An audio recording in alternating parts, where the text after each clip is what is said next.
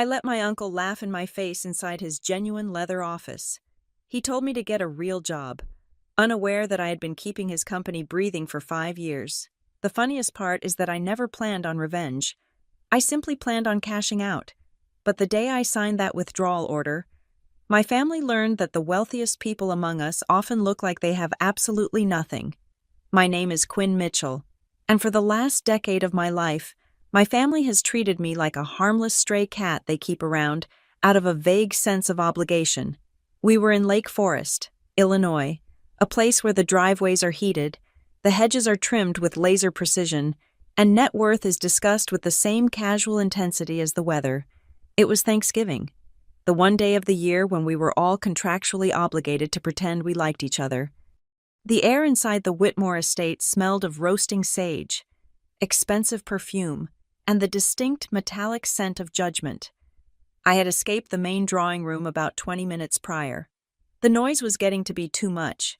It was not the volume, but the content.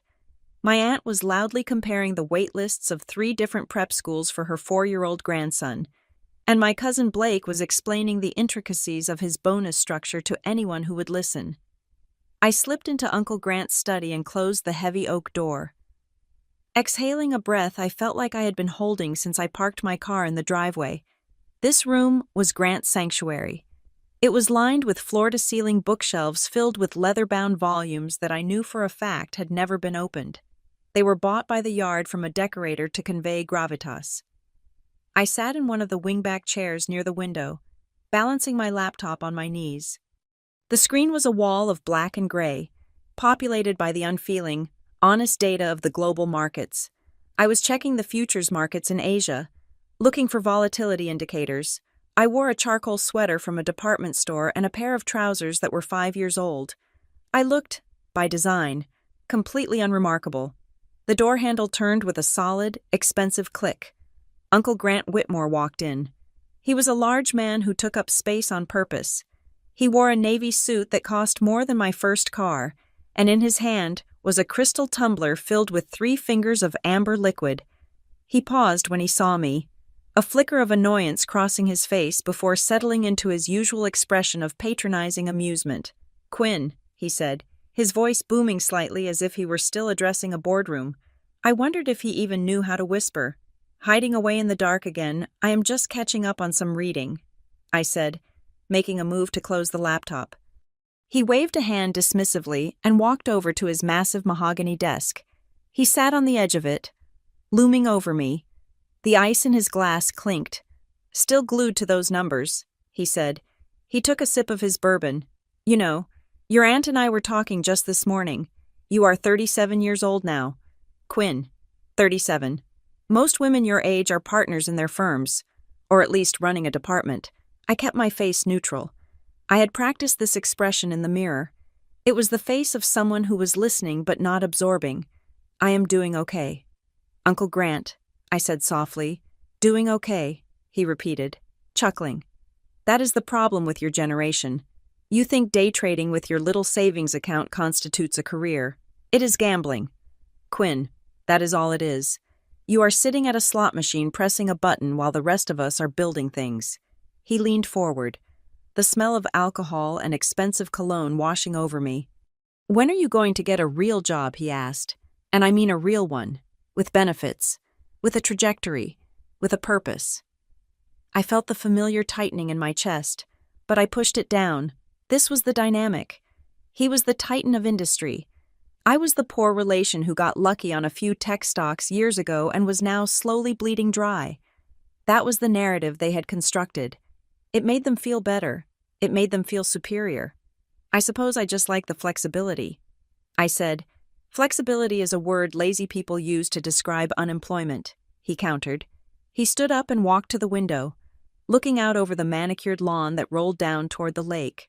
"You should look at Blake. He just made vice president at his firm. That is a real job. That is stability."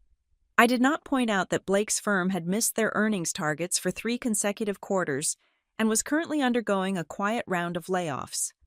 I did not point out that Blake's lifestyle was funded almost entirely by debt. "I am happy for him," I said. Grant turned back to me, his eyes gleaming with pride. That brings me to Stonebridge. You know, we are on track to have our best year yet. Stonebridge Capital Advisors, the family jewel, the boutique private equity firm that Grant had founded 20 years ago. It was the source of his arrogance and the reason he felt entitled to lecture me on economics.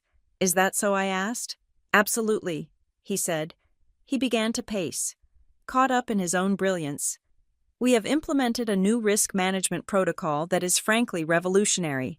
Standardized alpha generation with minimized downside volatility.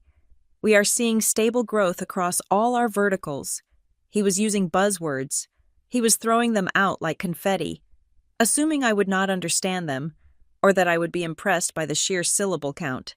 That sounds impressive, I said. It is more than impressive. Quinn. It is professional. We are not just guessing on stock movements. We have a strategy. In fact, we are looking at a massive expansion next quarter. We are acquiring a chain of logistics centers in the Midwest. It is going to double our assets under management within 18 months. Double, I asked, keeping my voice even. That is aggressive. Fortune favors the bold, he said, raising his glass in a toast to himself. And we have the backing for it. We have a core investor who believes in the vision. Someone with deep pockets who understands that you have to spend money to make money. He looked at me with pity. I could help you. You know, he said, his voice dropping to a conspiratorial whisper. If you ever decide you are tired of playing games on that laptop, I could find a spot for you at Stonebridge, maybe in data entry, or as a junior analyst. You are good with numbers. Even if you lack the bigger picture, it would be good for you to see how a real institutional firm operates. Thank you, Uncle Grant, I said. I will keep that in mind. He snorted, clearly disappointed that I had not fallen to my knees in gratitude. You are stubborn, just like your father was. And look where that got him. The door opened again, and the noise of the party spilled in. It was Blake, my cousin, holding a beer. He was followed by his sister, Chloe, who worked in marketing for a massive tech company in Silicon Valley. There you are. Dad, Blake said. Mom is looking for you to carve the turkey. Grant smiled. The benevolent patriarch. Duty calls. Blake looked at me, then at my laptop, still trying to beat the market. Quinn. I closed the lid of the computer, just checking some news. Blake.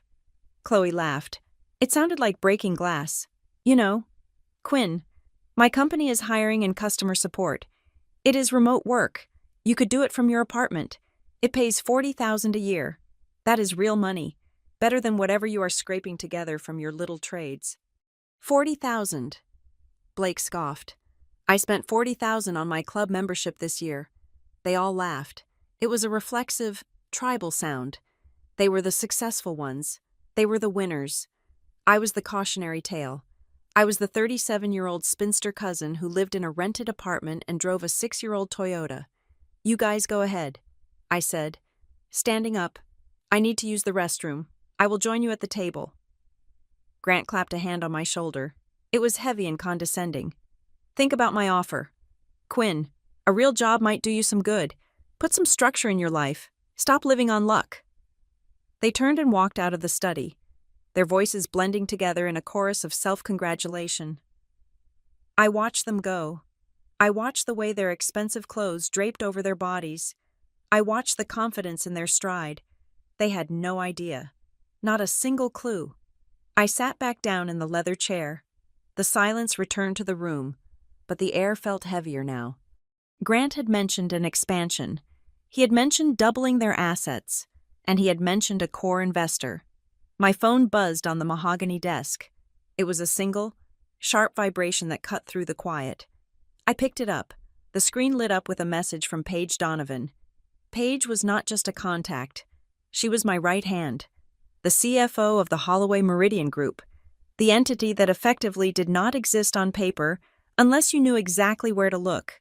The message was short. It contained no emojis, no pleasantries, and no ambiguity. Urgent. Stonebridge has a problem. Call me now. I stared at the text. Paige did not panic. In the 5 years we had worked together, through market crashes and liquidity crises, I had never known her to use the word urgent unless the building was literally on fire.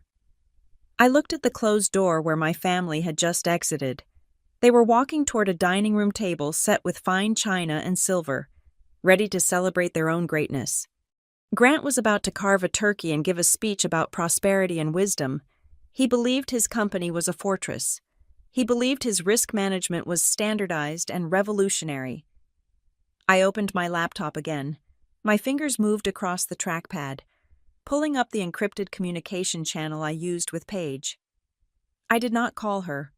Walls in this house were thin, and servants had ears. I typed a secure acknowledgement. I am secure. What is it? 3 dots appeared on the screen, then vanished, replaced by a stream of text that made my blood run cold. They are over-leveraged on the logistics deal. They bypass the standard review committee. I am looking at the preliminary Q3 internal drafts they sent over for the anonymous review. Quinn, the liquidity ratios are fake. They are counting projected revenue as cash on hand. I felt a physical chill that had nothing to do with the drafty window. Grant had looked me in the eye 5 minutes ago and bragged about stability. He had mocked me for being a gambler, and all the while, he was sitting on a house of cards that was soaking in gasoline. How bad I typed. If the Fed raises rates by even 1/4 of a percentage point next month, they are underwater. And Quinn, you are the anchor investor. If they sink, they are taking 70% of our allocation in that sector with them. I sat there for a long moment. I looked at the rows of unread books on the shelves. I looked at the expensive globe in the corner. I looked at the empty glass of bourbon Grant had left on the desk, the ring of moisture seeping into the wood he claimed to cherish. He told me to get a real job. He told me I lacked the bigger picture. I closed the laptop firmly. I stood up and smoothed the front of my cheap department store sweater. I walked over to the mirror hanging on the back of the door and checked my reflection. My face was calm. My eyes were clear. I was not the poor relation anymore. Not in my head. I picked up my phone and slid it into my pocket. I would go out there. I would eat their turkey. I would listen to Blake brag about his bonus, and Chloe condescend to me about customer support roles. I would let Uncle Grant make his toasts and pat himself on the back for his business acumen. But the dynamic had shifted. They thought they were inviting a sheep to dinner, unaware that the wolf was already sitting at the table, holding the mortgage on the farm. I opened the door and stepped back into the hallway. The sound of laughter drifted from the dining room. It sounded hollow now. It sounded like the last party on the Titanic, right before the lookout spotted the ice. I walked toward the noise, my footsteps silent on the thick carpet. The hunger in my stomach had been replaced by something else entirely. It was cold, hard, and absolutely patient. I was ready to see just how professional Stonebridge Capital really was. The dining room table was a vast expanse of polished cherry wood, set with enough silverware to perform a minor surgery. I sat between my Aunt Carol and my cousin Blake, creating a buffer zone of mediocrity that I knew they appreciated. The air was thick with the smell of roasted turkey and the heavier, more suffocating scent of unearned superiority. I had barely unfolded my napkin before the assault began. It was not a physical attack. Of course, we were the Whitmores, or at least, they were. We did not throw punches. We threw concern. We weaponized pity. Aunt Carol started it, as she always did. She placed a hand on my forearm, her fingers cold and adorned with a diamond ring that looked heavy enough to cause repetitive strain injury. "Quinn, dear," she said, her voice dropping to that tragic whisper people use when discussing terminal illnesses or tax audits. I was speaking with a friend of mine, Susan. Do you remember Susan? Her husband runs that lovely insurance firm in the city? I nodded, taking a sip of water. I did not remember Susan, but Susan was not the point. Susan was merely the delivery mechanism for the insult. Well, Susan mentioned they are looking for a receptionist, Carol continued, her eyes wide with manufactured hope. It is a front-of-house position. You would greet clients, answer phones, that sort of thing. It comes with full dental. She said full dental with the same reverence a priest might use when holding the Eucharist. I have teeth, Aunt Carol. I said, keeping my voice light, and I manage my own dental care just fine. but for how long she pressed, tightening her grip on my arm. You are not getting any younger. You need stability. You need a 401k. You cannot just float through life staring at a computer screen and hoping for the best. It is frightening. Quinn, we worry about you. They did not worry about me. I knew that with the certainty of a mathematical proof, they worried about what I represented. I was the glitch in their matrix. I was the anomaly that suggested you could exist without playing their game. If I was happy, or even just functional, without a corporate title or a country club membership, it cast a shadow of doubt on their entire existence. They needed me to be failing. They needed me to be desperate. Uncle Grant cleared his throat from the head of the table. The conversation died instantly. He held the carving knife like a scepter. Carol is right. Quinn, he boomed. He did not look at me. He looked at the turkey he was dissecting. We have tolerated this little phase of yours for a long time, but we are a family of achievers. We build things. We contribute to the economy. Sitting in your pajamas day trading penny stocks is not a contribution. It is a hobby. And it is a hobby that does not pay the rent in the long term. I do not trade penny stocks, I said, but my correction was lost in the clatter of porcelain as bowls of mashed potatoes were passed around. I have been thinking, Grant continued, finally looking up. His eyes were hard, the eyes of a man who was used to negotiating from a position of absolute power. I am willing to make an exception for you. Stonebridge is growing. We need bodies. I can bring you on as a junior analyst. The table went silent. This was the moment. The great white hope was extending a hand to the drowning sinner. Now, do not get excited, Grant added, raising a finger. It is entry level, strictly support staff. You would be compiling data for the real analysts, maybe handling some scheduling. The pay is $35,000 a year to start, but it is a foot in the door. It is a chance to learn from the best, to see how the sausage is made. $35,000. I mentally calculated the liquidity position of the Holloway Meridian Group.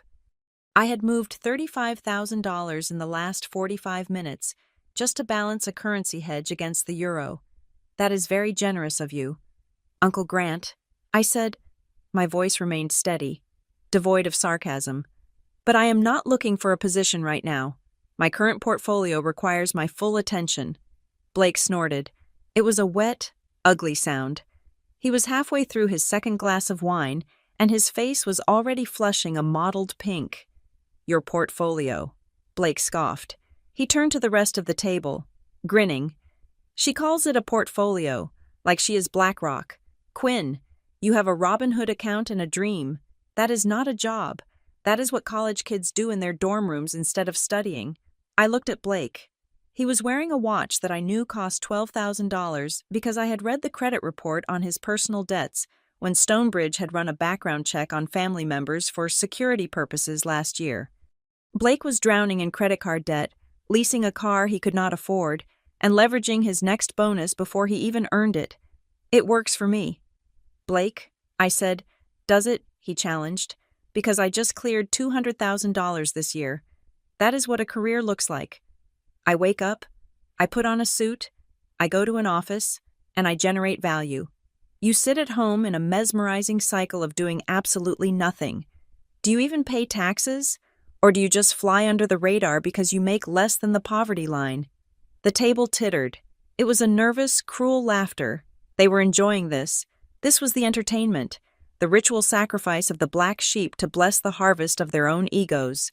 I realized then, with crystalline clarity, that the truth would destroy them. If I told them right now that I was the one who had quietly injected $4 million into Stonebridge 3 years ago during the liquidity crunch, they would not thank me. They would hate me. They would hate me because it would mean their hierarchy was a lie. They needed me to be the loser so they could be the winners. My poverty was the foundation of their wealth. I took a bite of turkey. It was dry. I am fine. Really. I said, I appreciate the offer, Uncle Grant, but I will stick to my own path. Grant shook his head. A performance of deep disappointment. Stubborn. You get that from your mother. She never knew when to take good advice either. You are refusing a lifeline. Quinn, you are refusing a future. He took a large drink of wine and wiped his mouth. "It is a shame, really," he said, pivoting back to his favorite subject himself, "because you could have learned a lot. Stonebridge is entering a new tier. We are dealing with sophisticated capital now. We have an anchor investor." He said the words "anchor investor" with a capitalization that was audible. "Is that so?" I asked. Grant leaned back, expanding his chest. "This person," he said, lowering his voice to imply grave importance, "is a ghost, a titan. They came to us through a triple-blind trust structure. High net worth does not even begin to cover it. We are talking about institutional-grade money. And do you know why they chose Stonebridge?" I waited. I knew exactly why I had chosen Stonebridge. I had chosen it because despite Grant's arrogance, the underlying assets were decent, and I had a sentimental attachment to the family legacy that I was currently in the process of surgically removing. Because of our discipline. Grant answered his own question. Because they saw our risk models, and they saw a firm that values stability over flash. This investor trusts me. They trust my judgment. They are entrusting us with millions because they know I do not gamble. Unlike some people. He looked pointedly at me. The irony was so sharp it almost drew blood. He was sitting there, boasting about my trust in him, while simultaneously insulting the very intelligence that had granted him that capital. He worshipped the money, but he despised the source, simply because he did not know the source was the woman wearing the cheap sweater at the end of his table. "This investor," Grant went on, pouring more wine, "presumably has a fleet of analysts working for them. They probably have a view of the market that would make your little laptop screen look like a Game Boy. That is the league we are playing in now. Quinn, the big leagues." My phone buzzed against my thigh. It was the second time. Paige knew the rules. 1 buzz was a notification. 2 buzzes within 10 minutes was an escalation. I slipped my hand under the table and glanced at the screen. If we delay, we lose the clean exit. The Asia markets are opening ugly. The logistics debt is going to be repriced by morning. I need the signature. Quinn, now. I stared at the words. Clean exit. It was a sterile term for what was about to happen. It sounded like a medical procedure.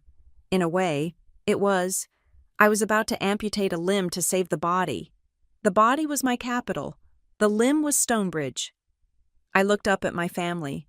Aunt Carol was now lecturing Blake about his cholesterol. Grant was pontificating to nobody in particular about interest rates. Chloe was taking a selfie with her wine glass. They looked so comfortable.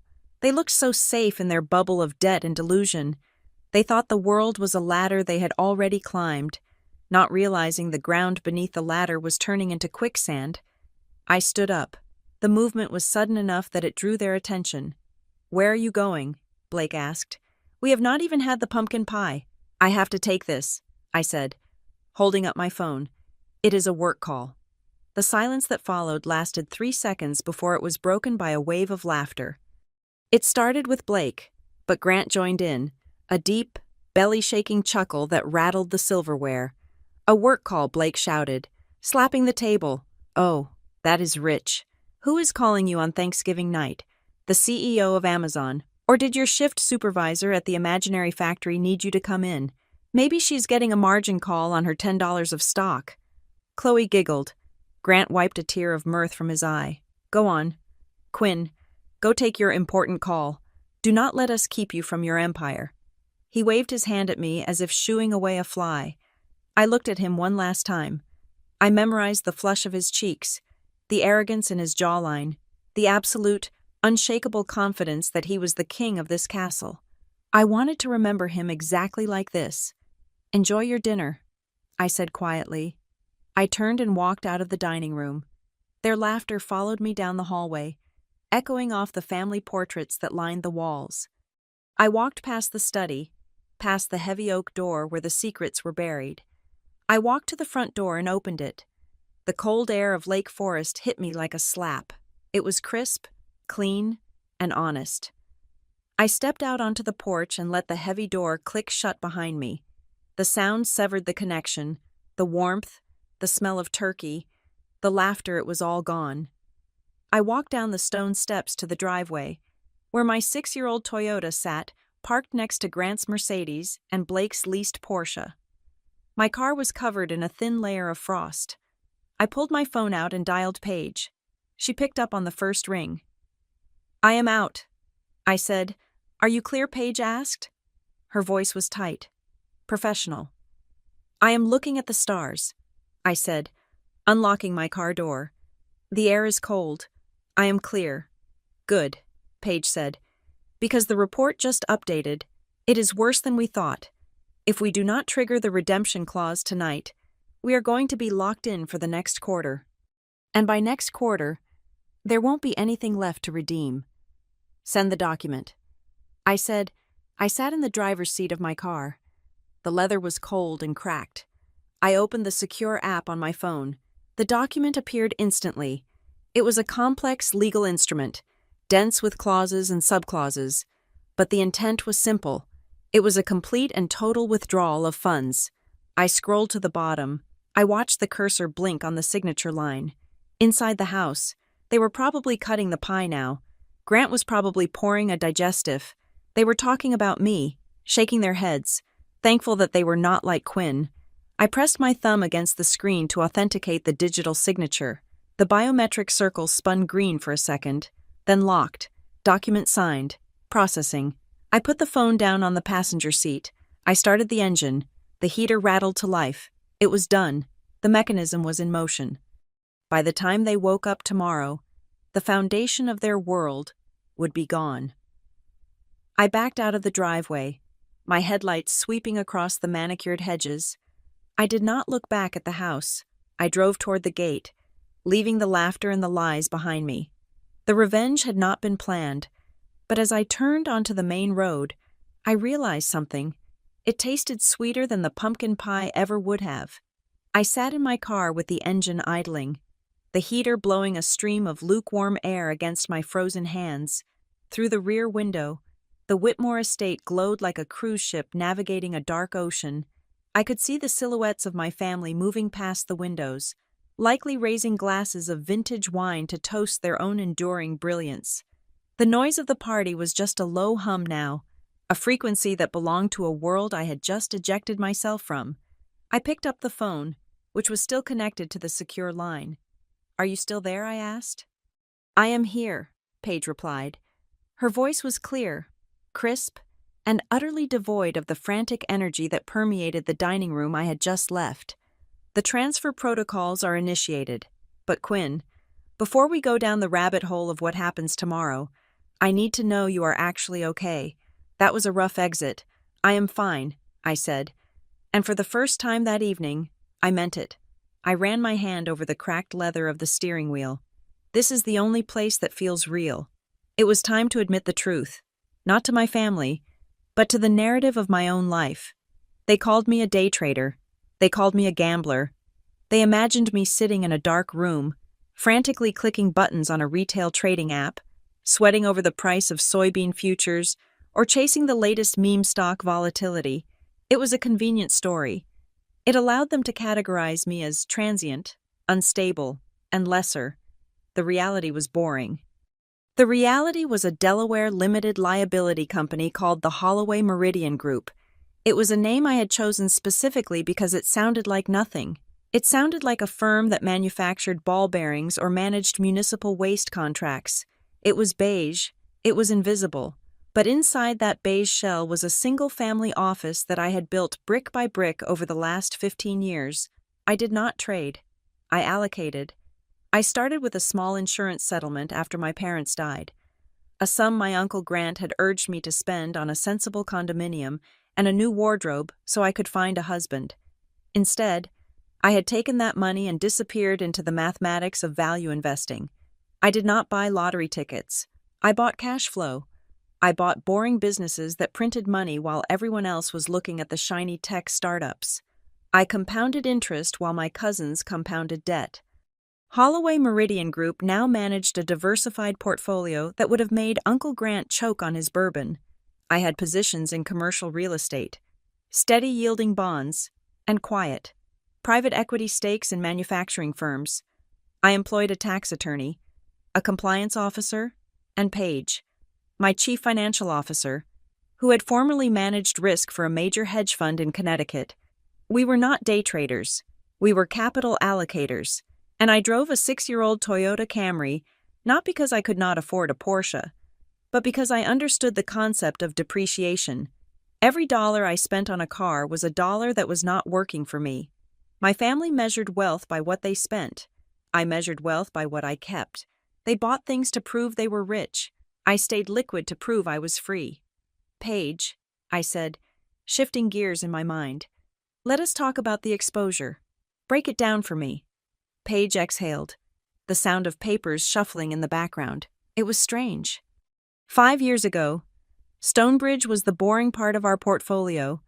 That is why we liked it. Grant was pompous, yes, but he was conservative.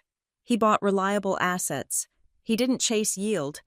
That was the only reason I had invested in the first place. I wanted to help the family, but I knew Grant's ego would never allow him to take money from his niece. If I had walked into his office 5 years ago and offered to write a check, he would have laughed at me, then tried to lecture me on how to manage my allowance. So I had created the maze. I used a law firm in Nevada to set up a blind trust. That trust fed into a holding company in the Caymans, which in turn fed into a domestic LLC based in Wyoming. When Stonebridge received the capital, it came from a faceless entity known only as Apex Horizon Partners. To Grant, Apex Horizon was the Holy Grail. It was the mysterious institutional money he had always craved. He treated that account with a reverence he never showed his own children. He bragged about the anchor investor at every cocktail party, unaware that the investor was the woman he criticized for wearing last season's shoes. He changed. Paige, I said, looking at the house. About 8 months ago, I felt it in the quarterly updates. The tone shifted. He got hungry. Paige agreed. Or maybe he got jealous. The market was ripping higher, and Stonebridge was underperforming the S&P 500 because of its conservative stance. He started seeing other firms posting 20% returns, and he panicked. He fired the old risk manager, the one we liked, and brought in this new team, the growth team. And now we are here. I said, and now we are here, she repeated. Quinn, I need to remind you about the side letter. I closed my eyes. I knew the side letter by heart. It was the one condition I had insisted on when I instructed the lawyers to finalize the investment. Because Apex Horizon was putting in such a significant amount of capital, effectively becoming the financial spine of Stonebridge, we had demanded special privileges. We had the right to full transparency. We had the right to audit their books on demand. And most importantly, we had the right to see the raw data on their leverage ratios, not just the sanitized version they sent to the other limited partners. You have the latest data from the side letter channel, I asked. I do, Paige said, and it is bleeding red. Quinn, it is not just the logistics deal, it is how they funded it. Tell me. I said, they are using floating rate mezzanine debt, Paige said, her voice dropping an octave. They borrowed money to buy the equity to borrow more money. It is a leverage on top of leverage structure. They are betting that interest rates will stay flat or go down. They are betting that the logistics market will grow by 15% next quarter without a single hiccup. I felt a cold knot form in my stomach. That was not investing. That was roulette. And if they are wrong, I asked, though I already knew the answer, if they are wrong by even a fraction. Paige said, the debt service payments will eat their entire cash flow. They will breach their covenants with the primary lenders. The banks will call the loans. Stonebridge will have to liquidate assets at fire sale prices to pay back the debt. She paused, letting the gravity of the situation settle. Quinn, Paige said softly, they are using leverage that breaks bones if it snaps. If this goes south, it does not just hurt, it kills the firm. There is no equity cushion left. It is all air. I looked at the dashboard of my Toyota. The digital clock read 9:30 at night. Inside the house, Grant was probably cutting the pumpkin pie, telling everyone how Apex Horizon loved his vision. He was standing on a trapdoor with a noose around his neck, and he was too busy admiring his reflection to notice the lever. I am the anchor, I whispered. You are 70% of their liquidity. Paige confirmed. If you pull out, the structure collapses. The other banks will see the anchor leave, and they will panic. They will pull their lines of credit. It will be a run on the bank. Stonebridge Edition. I thought about the $35,000 job offer. I thought about the way Blake had laughed at my laptop. I thought about the absolute certainty with which they believed I was nothing. They did this to themselves. I said, I did not tell them to load up on bad debt. I did not tell them to fire their risk manager. No, Paige said, but you are the one pulling the trigger. Are you sure you want to do this? We could try to talk to him. We could reveal who you are. Maybe he would listen if he knew. I laughed. A short, bitter sound. Listen, Paige. He thinks I am a child. If I walked in there right now and told him I was Apex Horizon, he would have me committed to a psychiatric ward. He would think I was delusional.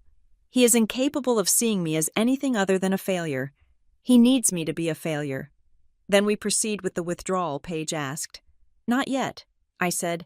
I need to see it. I need to see the body before I sign the death certificate. What do you mean? Send me everything. I commanded. Send me the raw data from the side letter feed. Send me the loan agreements for the logistics deal. Send me the email chains between Grant and his new growth team. I want to see exactly how they justified this insanity. It is a lot of data. Quinn, it is thousands of pages. I have nowhere to be. I said, I have a quiet apartment and a fast internet connection, and I have a very strong motivation. I want to know if this was just incompetence or if it was arrogance. I want to know if they knew the risks and ignored them, or if they were just too stupid to understand what they were signing. I will compile the packet. Paige said, You will have it in 20 minutes. I put the car in gear. The headlights cut through the darkness of the driveway. I drove past the manicured hedges, past the stone lions that guarded the gate, past the illusion of the Whitmore dynasty. I was going home to my rented apartment in the city. I was going to sit at my IKEA desk. I was going to open my laptop, the one they mocked, and I was going to dissect my uncle's empire piece by piece. I was not just an investor anymore. I was a forensic pathologist. Tonight, I read. I said into the phone, I will go through every line item. I will check every covenant. I will stress test every assumption they made. And tomorrow, Paige asked. I turned onto the highway, the city lights flickering in the distance like a galaxy of cold, hard stars. Tomorrow morning, I said, my voice steady and final. Tomorrow morning, I decide if I let them bleed out or if I put them out of their misery. I hung up the phone and tossed it onto the passenger seat. The silence of the car was heavy, filled with the ghosts of the conversation. I was Quinn Mitchell. I was the poor cousin. I was the disappointment. But as I merged into the traffic, invisible in my gray sedan, I knew the truth. I was the only thing standing between my family and the abyss, and they had just spent the last 4 hours pushing me toward the edge. The investigation was about to begin. My apartment was quiet. It was the kind of silence that costs money to engineer in a city.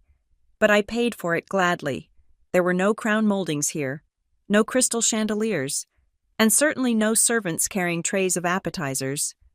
There was just a wide oak desk, a Herman Miller chair that supported my back, and a dual monitor setup that was currently displaying the autopsy of my uncle's career. I had shed the cheap sweater I wore to the dinner party. I was wearing a comfortable, oversized hoodie now, holding a mug of black coffee that had gone cold 20 minutes ago. On the screen, Paige's face was framed in a high-definition video window. She looked as tired as I felt, but her eyes were sharp, scanning the same PDF documents that were open on my primary monitor. We had been at this for 2 hours. We had dissected the beast, organ by organ, and what we found was not just a sickness, it was terminal. Walk me through the debt structure on the logistics acquisition again. I said, I want to hear you say it out loud because my eyes are refusing to believe the text on page 42. Paige took a breath and adjusted her glasses. She highlighted a section of the spreadsheet and shared her screen. Okay, she said. Here is the breakdown. Stonebridge acquired the Midwest Logistics Cluster for $120 million. That was the headline price. Grant probably bragged about that number at the club. But look at the capital stack. I leaned in. The numbers were glowing in neon green against the black background. They only put up 20 million in equity. Page continued. The remaining 100 million was funded through a syndicated loan package. But it is not a fixed-rate loan. Quinn, it is floating. They pegged it to the secured overnight financing rate plus 400 basis points. I did the math in my head instantly. Floating rate debt was fine if you believed interest rates were going to stay at zero forever. But the Federal Reserve had been signaling rate hikes for 6 months. Everyone knew money was getting more expensive. Everyone. Apparently, except my uncle. They have no cap on the rate I asked. That is the kicker. Page said. She scrolled down to a dense paragraph of legalese. They bought an interest rate cap. Technically. But look at the strike price. The cap only kicks in if rates hit 6%. Until then, they are completely exposed. It was a vanity hedge. It was insurance that only paid out if the house had already burned down to the foundation. It existed solely so they could tell investors they were hedged without actually spending the money to protect the downside. It gets worse, Page said. Her voice was flat. The professional detachment of a coroner explaining a cause of death. Look at the covenants. The loan agreement requires them to maintain a debt service coverage ratio of 1.2. I looked at the current cash flow projections. They are at 1.25 right now. I noted, that is razor thin. That is at current interest rates. Page corrected, if the rates go up by 0.5%, their debt payments increase. The ratio drops below 1.2. They breach the covenant. The bank calls the loan, and they have to pay back $100 million immediately. I finished for her, which they do not have. Precisely. I sat back in my chair. The enormity of the recklessness was staggering. This was not investing. This was a coin flip with a loaded gun pointed at their temple. They had bet everything on a Goldilocks scenario, an economy that was not too hot, not too cold, but just right, forever. It was the kind of arrogance that only comes from people who have mistaken a bull market for their own genius. But why, I asked, mostly to myself. Why take this much risk? Stonebridge used to be boring. Boring makes money, because boring does not get you on the cover of industry magazines. Page said, and boring does not justify the 2% management fee they just raised for the new fund. They needed to show growth. They needed to show that they could play with the big boys in private equity. So they bought a hot asset class at the top of the market using cheap debt. It is the oldest mistake in the book. I scrolled through the risk analysis section of the internal memo. It was filled with beautiful charts and reassuring buzzwords. They used terms like synergistic optimization and resilient demand drivers. It was a masterpiece of fiction. Nowhere did it mention that a minor shift in monetary policy would vaporize the equity. There is something else, Page said. She sounded hesitant. What is it? Look at the valuation methodology for their existing portfolio, the stuff they already owned before this logistics deal. I opened the file she indicated. It was a report on their legacy assets, a chain of car washes, and a few commercial office buildings. They changed the discount rate. Page said, last year, they valued these assets using a 7% discount rate. This quarter, they lowered it to 5%. I froze. Lowering the discount rate was an accounting trick. It artificially inflated the present value of the assets.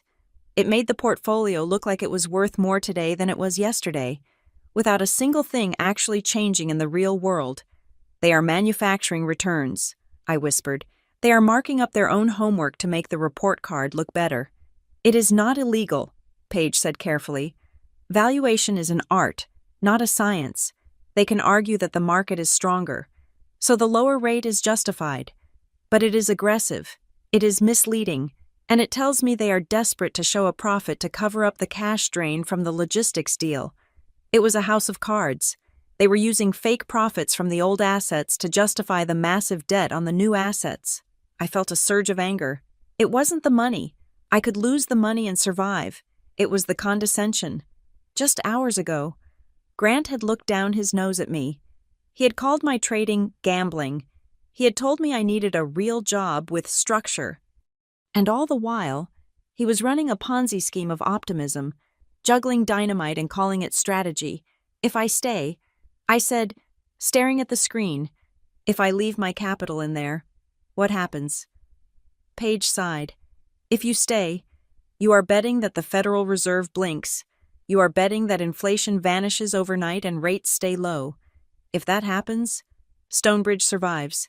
Grant looks like a hero, and you make a decent return. And if rates go up, then your capital is the first to go. You are the equity. The bank gets paid first. If they liquidate, the debt holders take everything. You get zero. I tapped my finger on the desk. 0. That was the number Grant thought I was worth. Now, let us run the other scenario. I said, the one where I exercise my rights under the side letter. Paige typed something on her keyboard. The screen refreshed with a liquidity analysis. You are the anchor, she said. I have told you this before, but you need to see the number. You represent 72% of the liquid capital in their main fund. The rest is made up of smaller family offices, a few high-net-worth individuals, and Grant's own money. If I withdraw, it triggers a liquidity event. The partnership agreement states that if the anchor investor withdraws more than 50% of their capital, the fund is obligated to notify all other limited partners within 48 hours. So everyone finds out.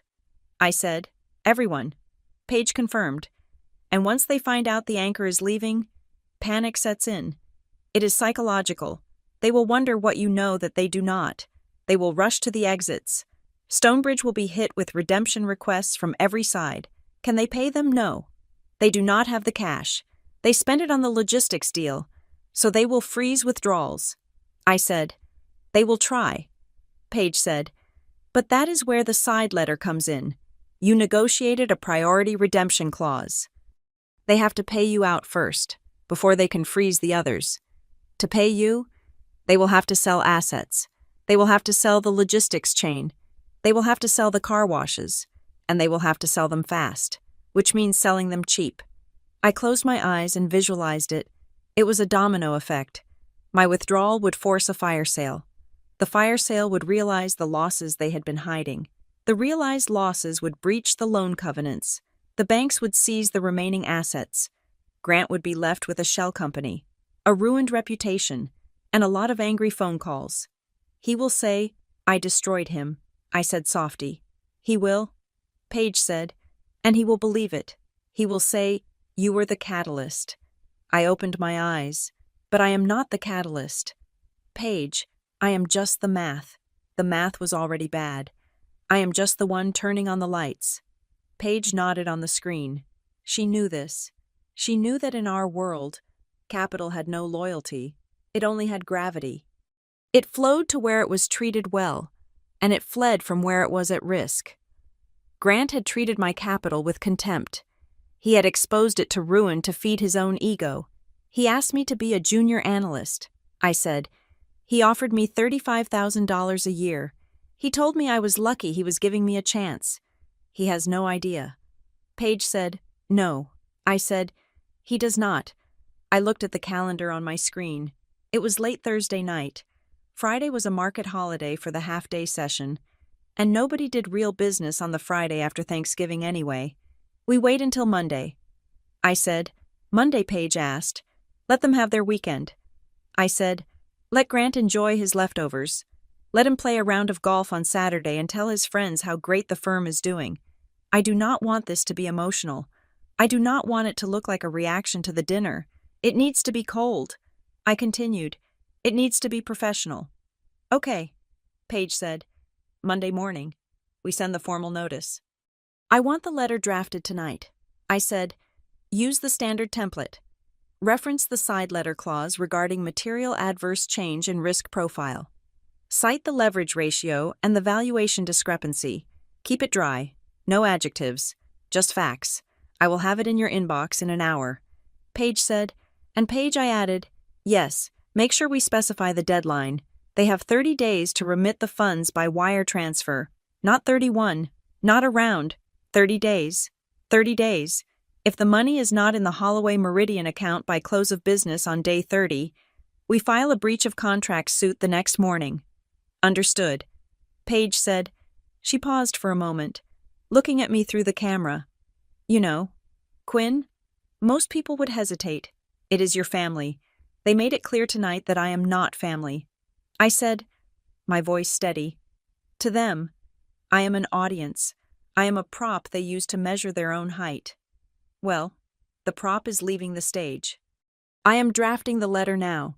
Paige said, "Go get some sleep. Quinn, you look like you need it." I disconnected the call. The screen went black for a second before returning to the desktop wallpaper. A simple, high-resolution photo of a storm cloud over the ocean. I did not go to sleep. I stood up and walked to the window of my apartment. I looked down at the city streets, the cars moving like red and white blood cells through the arteries of the night. Somewhere out there, in the quiet suburbs of Lake Forest, Grant was sleeping in his 400 thread count sheets. He was dreaming of expansion. He was dreaming of being a titan. He was secure in the knowledge that his anchor investor was a sophisticated, faceless entity that trusted him implicitly. He had told me to get a real job. He had told me to stop playing games. I pressed my forehead against the cold glass. I am doing exactly what you told me to do. Uncle Grant. I whispered to the empty room. I am managing my risk. I am protecting my principal. I am acting like a professional. And on Monday morning, you are going to learn exactly how much a real job actually pays. The city lights blurred slightly as I stared at them. I was not sad. I was not happy. I was simply resolved. The decision was made. The bomb was armed. All that was left to do was watch the countdown clock tick toward 0. I turned back to my desk, where the cursor was blinking on the blank document, waiting for Paige's draft. The first line of the email would read, "Reference notice of full redemption of capital, Fund 3. It was a boring subject line. It was the kind of email you might delete without reading if you were busy. But for Stonebridge Capital, it was the end of the world. Monday morning arrived with the deceptive calm of a receding tide. The sky over the city was a flat, slate gray, and the streets below my apartment were filled with the usual rush of commuters, coffee cups in hand, marching toward their glass towers. They were oblivious to the fact that in exactly 4 minutes, a digital bomb was going to detonate in the inbox of one of those towers. I sat at my desk, my hands wrapped around a mug of green tea. Paige was on the secure line, her voice steady but laced with the adrenaline that comes right before you pull a trigger. "It is drafted," Paige said, attached, reviewed, ready to send. I looked at the clock on my screen. It was 8:59 in the morning. At Stonebridge Capital, the assistants were just unlocking the doors. The junior analysts were settling in, hoping for a quiet week after the holiday.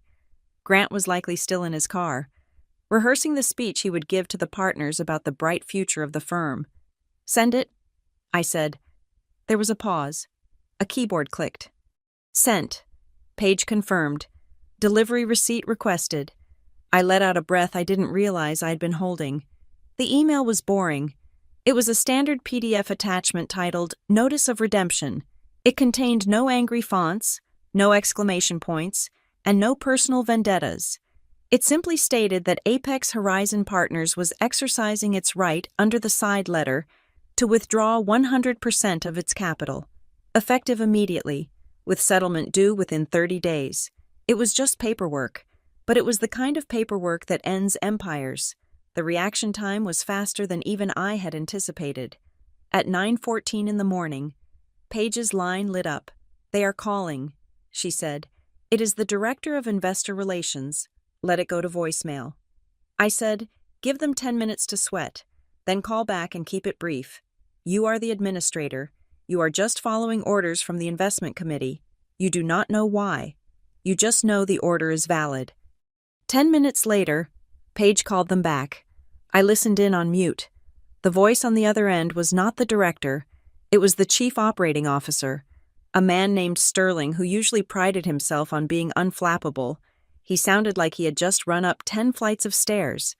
"Ms. Donovan," Sterling said, his voice tight.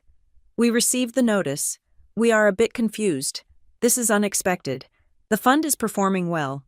We are actually about to issue a very strong quarterly update."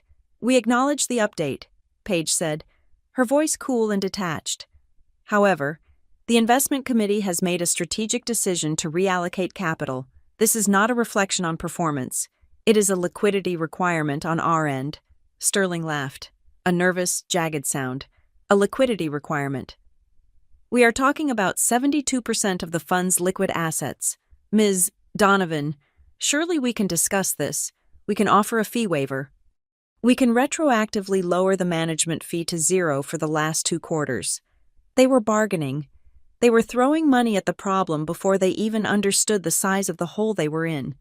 The instruction is final. Mr. Sterling, Page said, we expect the wire transfer coordinates to be confirmed within 48 hours. But the 30-day window, Sterling stammered, the contract says 30 days. That is the deadline for payment. Page corrected him. The confirmation of the redemption schedule needs to happen now. We need to know which assets you are liquidating to meet the call. There was silence on the other end. It was the heavy, suffocating silence of a man who realizes he has to sell the family silver to pay the rent. I will have to speak to Mr. Whitmore, Sterling said. He is just walking in. We hung up. I leaned back in my chair. I could imagine the scene. Grant walking into his office, feeling like the king of the world, only to have Sterling waiting for him with a piece of paper that turned his kingdom into ash. My personal cell phone rang at 10:30 in the morning. I looked at the screen. Uncle Grant. I stared at it. He never called me on a Monday morning. Mondays were for real work. Mondays were for the masters of the universe. Calling his unemployed niece on a Monday morning was an act of desperation. He needed a punching bag. He needed to hear his own voice explaining why he was a victim. I let it ring 3 times before picking up.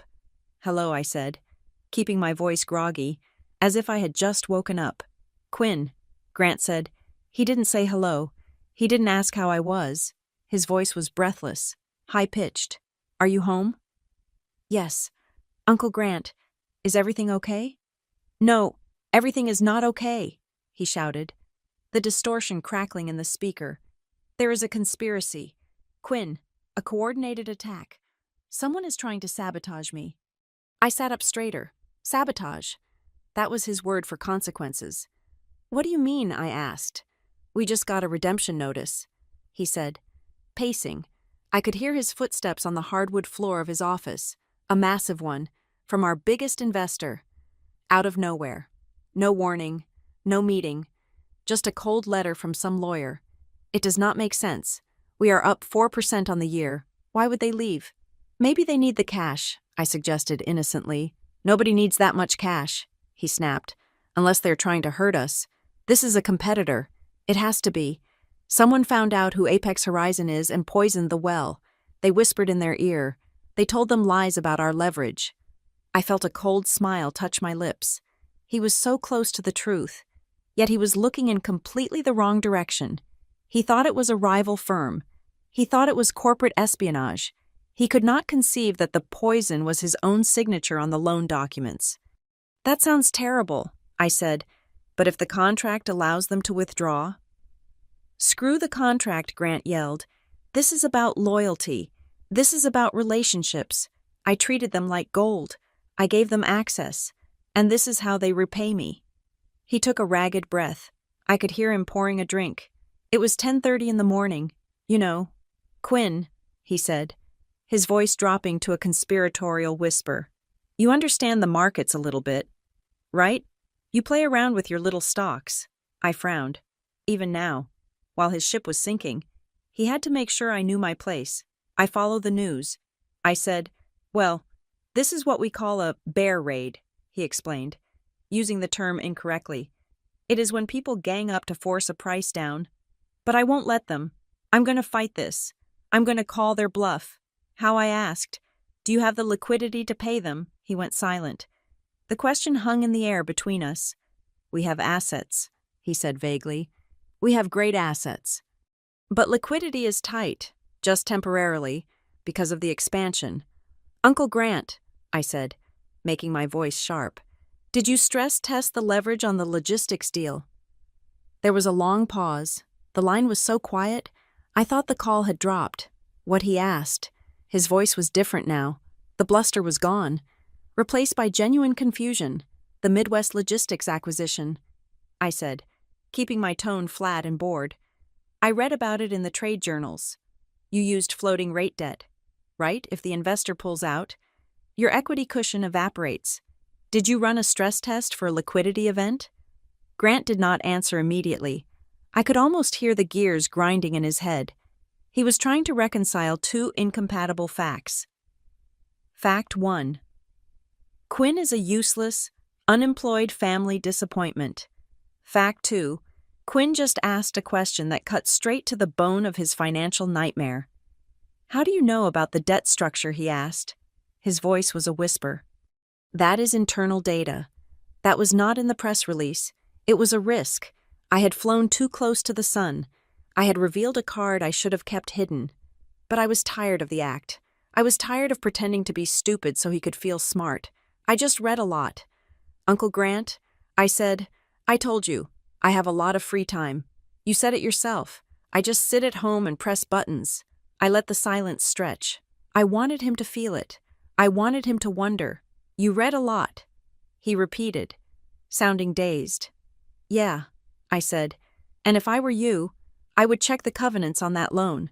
Because if you have to sell the liquid assets to pay the redemption, your debt service ratio is going to invert, and then the bank takes the keys. Grant made a choking sound.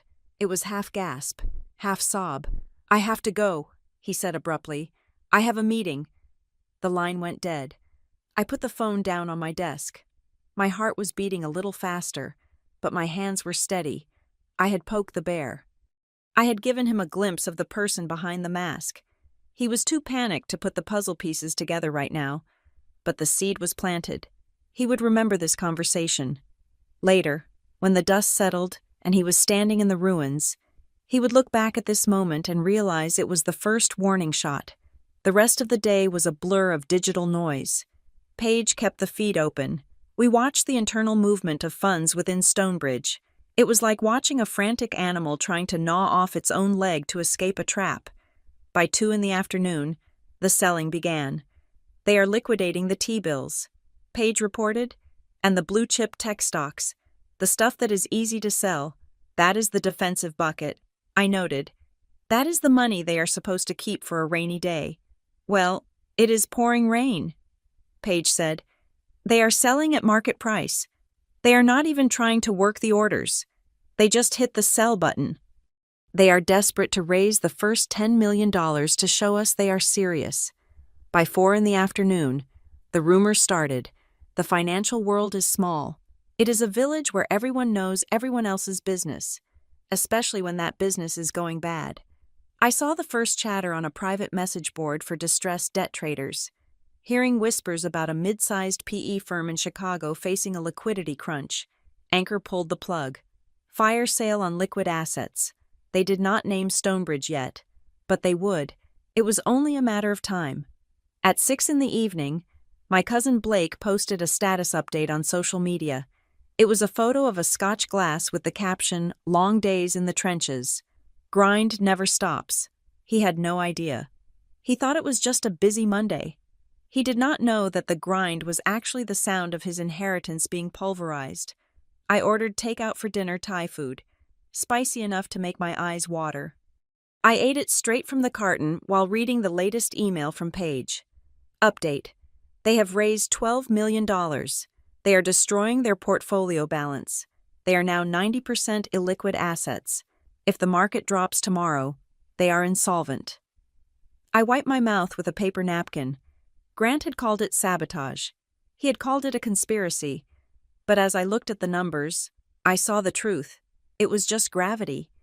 He had built a structure that could not support its own weight. I had simply removed the one prop that was holding it up. My phone rang again at 9 p.m. It was not Grant this time. It was my Aunt Carol. I hesitated. Carol never called me unless she wanted to criticize my life choices or invite me to a charity luncheon where I was expected to buy a ticket I couldn't afford. I picked up. "Quinn," she said. Her voice was high and tight. "Hi, Aunt Carol. Are you with Grant?" she asked. "No," I said. "I am at my apartment." "Why he has not come home," she said. She sounded small. He usually calls if he is late, but he is not answering his phone. And Blake came home an hour ago and said the office was like a funeral parlor. Everyone was running around whispering, "Quinn, do you know what is going on?" I closed my eyes. I could hear the fear in her voice. It was the fear of a woman who had never had to worry about money a day in her life, suddenly realizing that the safety net might be made of smoke. "I do not work there, Aunt Carol," I said gently. "I am sure he is just busy. He told me they are expanding." "Expanding," she repeated, latching onto the word like a life raft. "Yes, that must be it. He is just working hard. He is doing it for us. I am sure he is." I said. I hung up. I walked to the window and looked out at the city. The lights were beautiful, indifferent and cold. Grant was likely sitting in that leather chair, the one he had kicked me out of on Thanksgiving. He was likely staring at the same numbers I was. He was realizing that the real job he was so proud of was about to consume him. He had asked me if I understood the market. I understood it perfectly.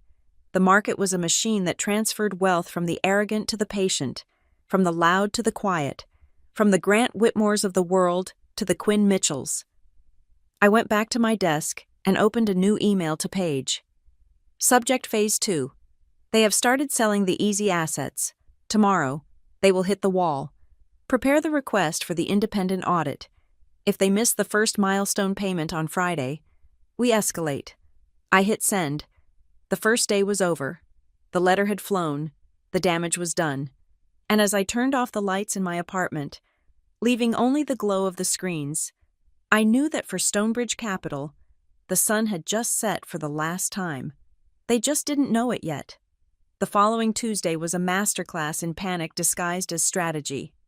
Instead of liquidating assets to meet my redemption call, Uncle Grant decided to liquidate his dignity. He did not hire a restructuring expert. He did not hire a crisis manager. He hired a reputation defense firm. I watched it unfold from my apartment, feeling like a biologist observing a petri dish.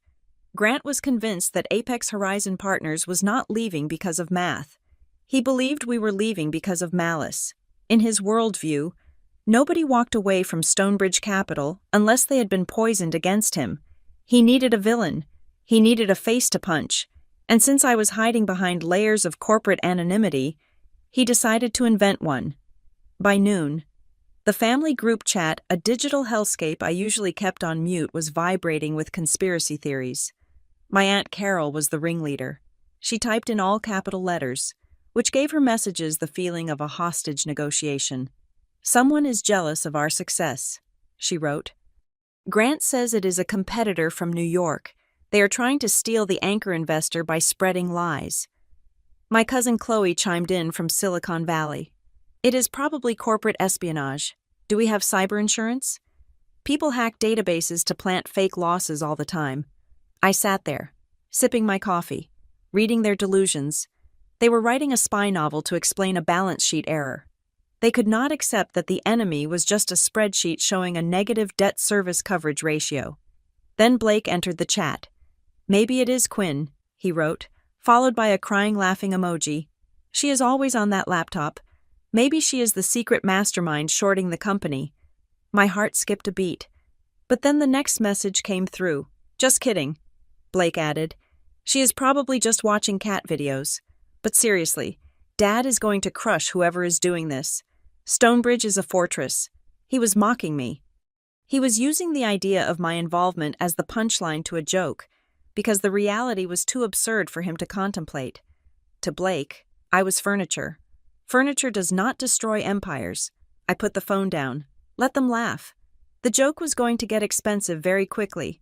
While the family was busy writing fan fiction about their own victimization, Grant was making a fatal error in the real world. Desperate to find the saboteur, he lashed out at a small, rival private equity fund called Oakmont Capital. Oakmont had pitched to some of the same clients as Stonebridge in the past. Grant, fueled by paranoia and perhaps too much afternoon scotch, decided that Oakmont must be the ones whispering in the ear of his anchor investor. Paige called me at 2:00. "You are not going to believe this," she said. Her voice sounded weary. "Grant just had his lawyer send a cease and desist letter to Oakmont. He is accusing them of tortious interference. He claims they defamed Stonebridge to Apex Horizon. I stared at the wall. It was stupider than I could have imagined. Oakmont has nothing to do with this. I said, I have never even spoken to them. I know that. Page said, and more importantly, Oakmont knows that. They are furious. Quinn, they are threatening to countersue for defamation. They are going to leak this to the press. Grant is turning a private liquidity crisis into a public circus. He is flailing. I said, he is trying to create a smokescreen. If he can blame a hostile competitor for the withdrawal, he does not have to admit to his other investors that he screwed up the leverage. It is worse than that. Page said, I just checked the data feed, the side letter channel. I pulled up my monitors. The secure dashboard, which was supposed to show real-time updates on the Stonebridge portfolio risk metrics, was frozen. The timestamp on the data was from Friday afternoon. They cut the feed. I said, they stopped updating it, Page corrected, which means one of two things. Either their systems are broken, which is unlikely, or the numbers this morning are so bad that they are terrified to let us see them. They are in breach. I said, I felt a cold, hard clarity settle over me. The side letter is specific. Clause 14. The investor shall have continuous real-time access to all risk management protocols and liquidity ratios. If the data stops, they are in default. We can hammer them. Page said, do it. I said, send the audit notice. The audit notice was the nuclear option. It was a clause I had inserted into the contract years ago, thinking I would never have to use it. It gave Apex Horizon the right to send an independent forensic accounting team into Stonebridge's offices to verify the books physically. It was the financial equivalent of a police raid. Page drafted the email. It was brutal in its brevity. Notice of breach. Demand for immediate access. Independent auditors arriving Thursday morning. We sent it at 3 o'clock. At 3:30, the pushback began. This time, it was Grant himself who replied to the anonymous email. He did not call. He wrote a long, rambling message to the general inbox of Apex Horizon. Dear partners, the email read, we are currently experiencing a minor technical migration with our reporting servers. The data feed will be restored shortly. Regarding the audit request, we feel this is excessive and disruptive to our operations during a busy quarter. We propose a meeting next week to discuss. He was stalling. Technical migration was the oldest lie in the book. You do not migrate servers on a Tuesday in the middle of a crisis. He is hiding something. I told Page, he is not just embarrassed about the losses. He is hiding a structural failure. If he lets the auditors in, they are going to find something that puts him in legal jeopardy, not just financial jeopardy. We pushed back. No delays. We wrote, access granted by Thursday, or we file for an injunction. The silence from Stonebridge was deafening. That evening, the family dynamic shifted again. The group chat went silent, replaced by a direct text from Aunt Carol. Family dinner tonight, 7 o'clock, at the club. Grant needs us. I looked at the message. My first instinct was to decline. I had work to do. I had to prepare the briefing for the audit team. But curiosity is a powerful drug. I wanted to see him. I wanted to see the man who was threatening to sue imaginary enemies while his own house burned down. I put on a plain black dress and drove to the country club. The parking lot was full of luxury cars, gleaming under the floodlights. I parked my Toyota in the back row, hidden in the shadows. They were waiting for me in a private dining room. It was a small, wood-paneled space that smelled of old money and lemon polish. Grant was at the head of the table, but he looked different than he had on Thanksgiving. The arrogance was still there, but it was brittle now. His skin was gray, and his eyes were darting around the room as if looking for an exit. Blake was there, looking sullen. Aunt Carol looked terrified. Quinn, Grant said when I walked in. He did not stand up. Thank you for coming. I sat down at the far end of the table. What is going on? I asked. Playing the part. We are under attack, Grant said. He took a sip of water. His hand was shaking. A coordinated, malicious attack. This investor, this Apex, they are being unreasonable. They are demanding an audit. Can you believe that an audit like we are criminals? That sounds serious. I said, It is insulting. Blake slammed his hand on the table. We have made them millions. And now, because of a little market turbulence, they want to send in the feds. They are forensic accountants, not federal agents. I corrected him gently. Same difference, Grant snapped. They want to tear apart my books. They want to find problems. I looked at him. Uncle Grant, I said, if the books are clean, what is the problem? Let them look. It will reassure them. Grant looked at me with pure venom. You do not understand business. Quinn, you do not let strangers rummage through your drawers. It is about privacy. It is about leverage. If I let them in, I look weak. He leaned forward. That is why you are here, he said. Me, I asked. Grant nodded. You said you read a lot. You said you follow the markets. You seem to know things. About debt. About covenants. I stayed silent. I want you to help me draft a letter, he said. A letter to the investor. Not a legal letter. A human letter. You have that simple way of looking at things. I want you to write something that appeals to their emotion. Tell them that Stonebridge is a family business. Tell them that we are good people. I almost laughed. It was physically painful to hold it in. He wanted me to ghostwrite a beg letter to myself. He wanted the simple niece to beg the sophisticated investor for mercy, unaware that they were the same person. You want me to ask them to ignore the contract, I asked. I want you to ask them to trust me. Grant said, just for 30 days. If they give me 30 days, I can fix this. I can move some assets. I can refinance the logistics deal. I just need time. And if they do not, I asked. Grant's face darkened. If they do not, then they are destroying a legacy. They are hurting this family, and I will make sure the world knows it. I looked around the table. Aunt Carol was nodding in agreement. Blake was looking at his phone, bored. They were all complicit. They were all willing to enable his delusion because their own lifestyles depended on it. I cannot write that letter. Uncle Grant, I said. Grant's eyes narrowed. Why not? Are you too busy doing nothing? Because, I said, choosing my words carefully. Business is not about emotion. You told me that. You said it is about numbers. If you signed a contract giving them the right to audit, they have the right to audit. Sending them a letter about good people will just make you look incompetent. Grant's face turned red. Incompetent. You dare sit there, in the club that I pay for, and call me incompetent. I am telling you the truth, I said, and nobody else at this table seems willing to do that. Blake looked up. Watch it. Quinn, you are speaking to the CEO of Stonebridge. I stood up. I am speaking to my uncle who is in trouble, and I am telling him that the only way out is to open the doors. If you have nothing to hide, open the doors. If you are hiding something, I let the sentence hang in the air. Grant went pale.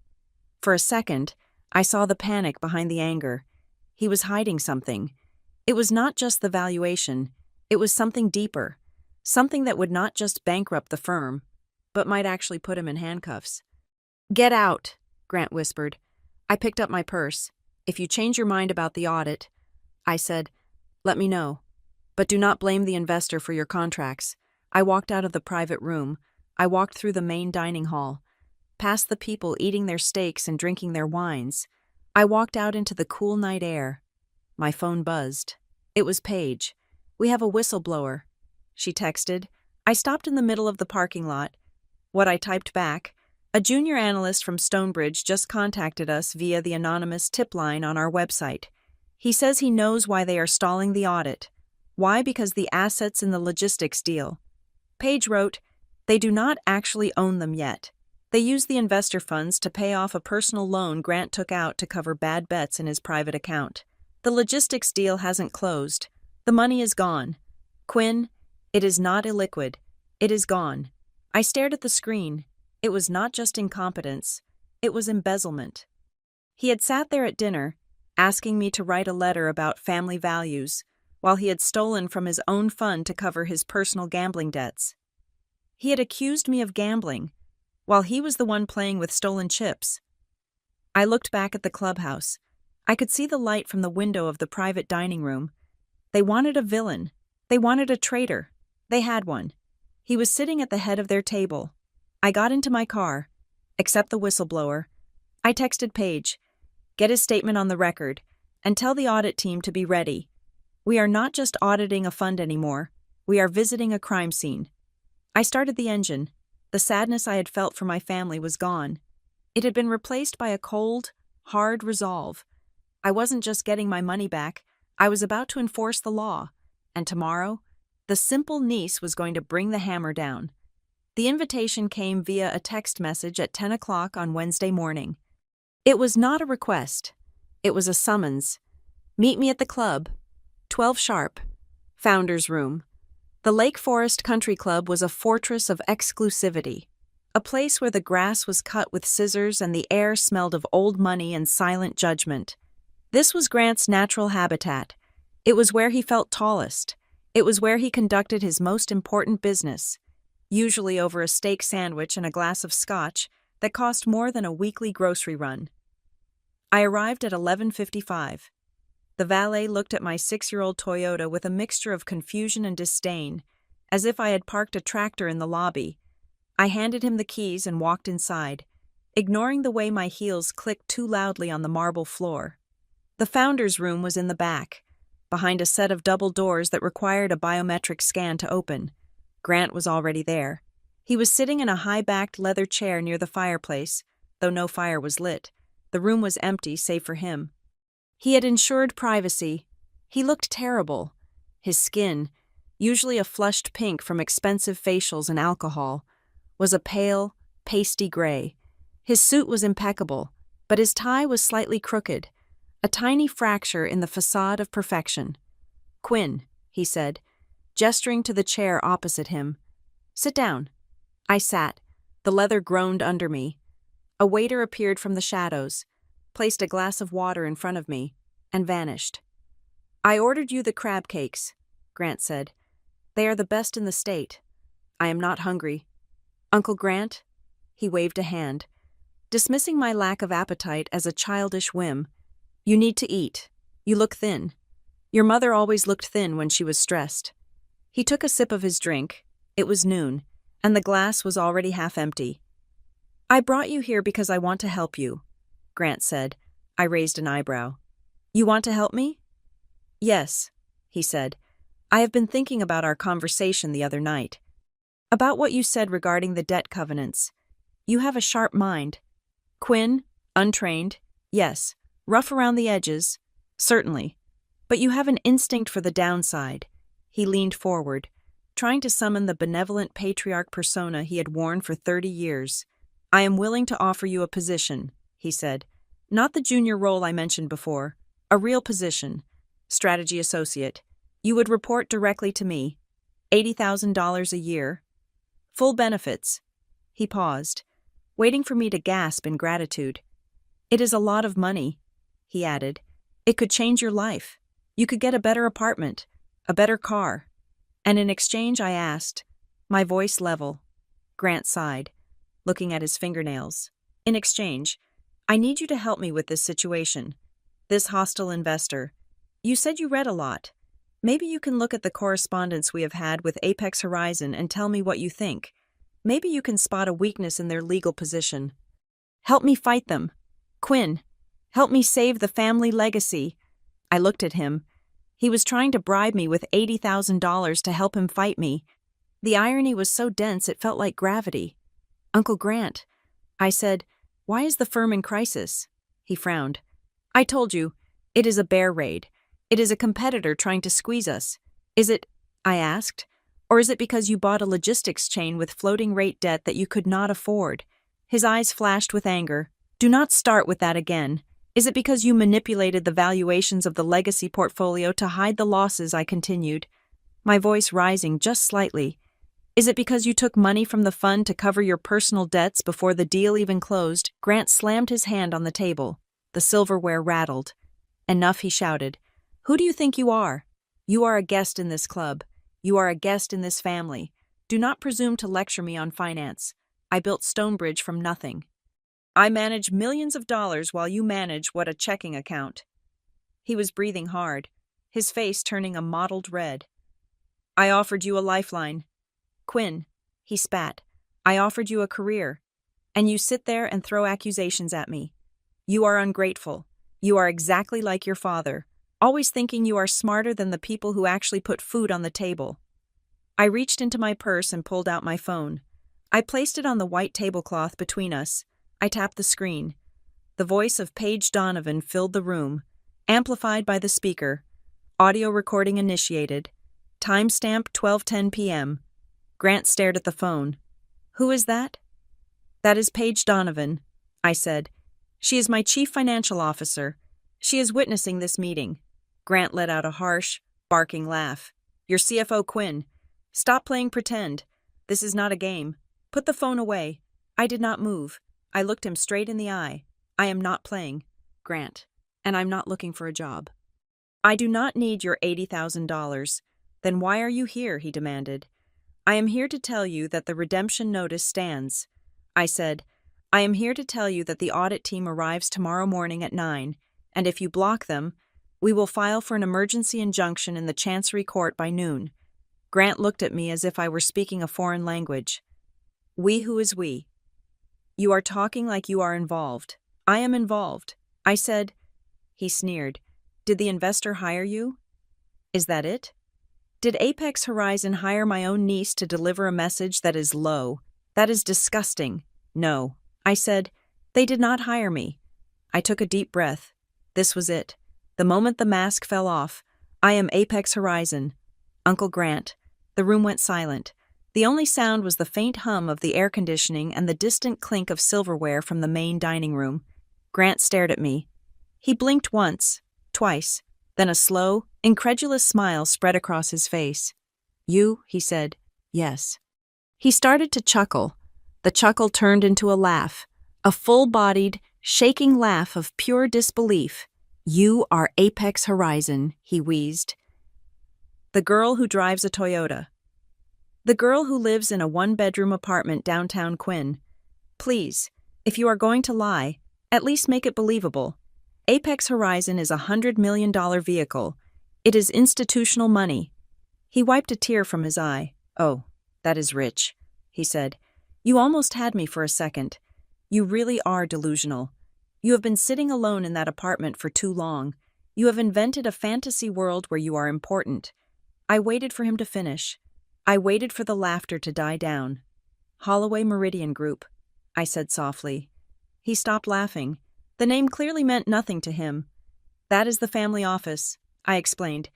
Apex Horizon is the special-purpose vehicle I created 5 years ago to funnel capital into Stonebridge. I did it through a triple-blind trust in Nevada, because I knew you would never take money from me directly.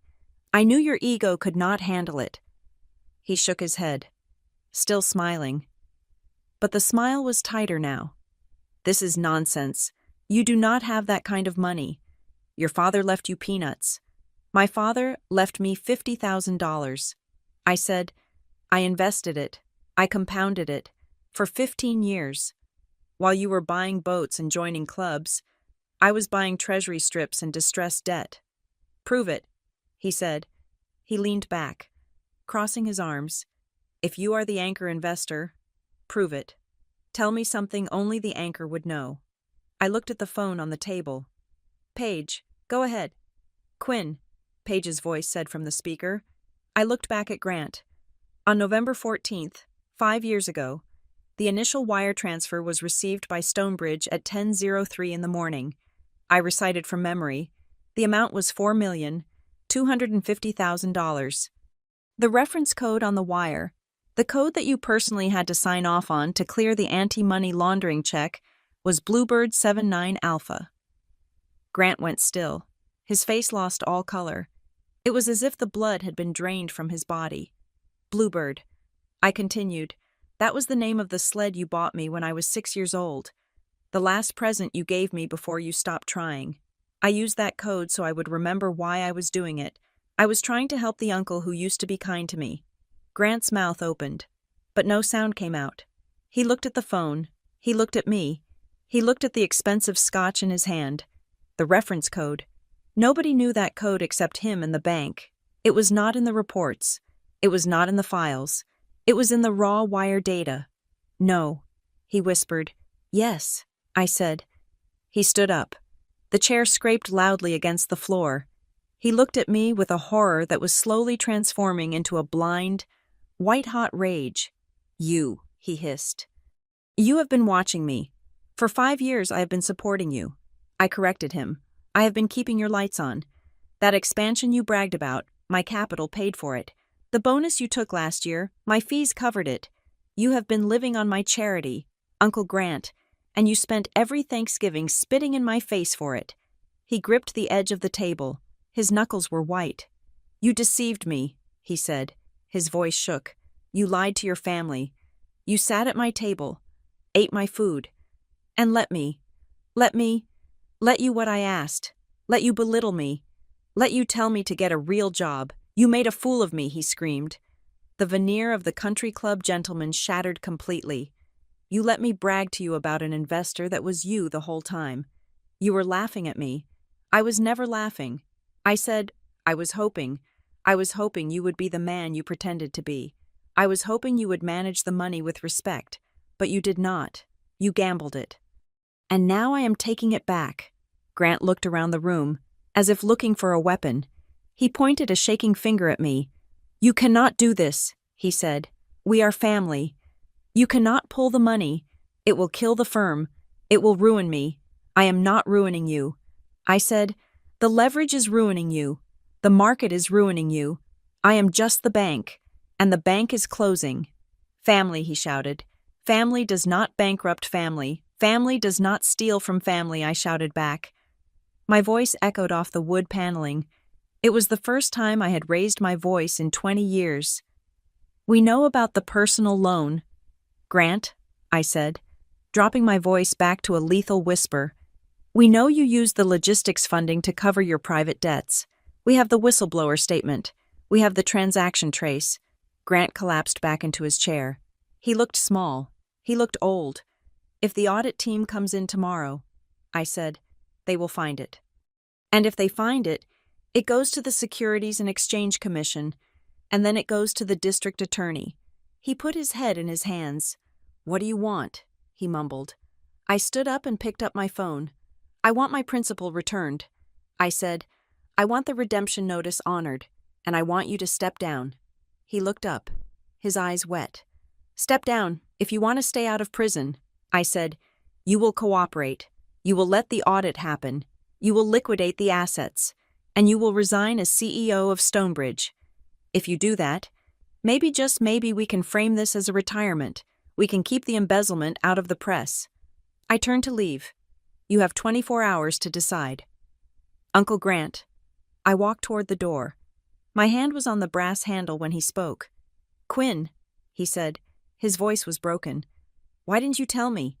Why didn't you tell me you were successful? I looked back at him. He was sitting in the shadows of the room he thought he owned. Because, Uncle Grant, I said, if I had told you, you would have tried to take credit for it. I opened the door and walked out. I walked past the bar. I walked past the pro shop. I walked out to my car. The valet brought the Toyota around. He sneered again as he handed me the keys. Thank you, I said, handing him a $100 bill. He stared at the money, then at me. Keep the change, I said. I drove away from the club.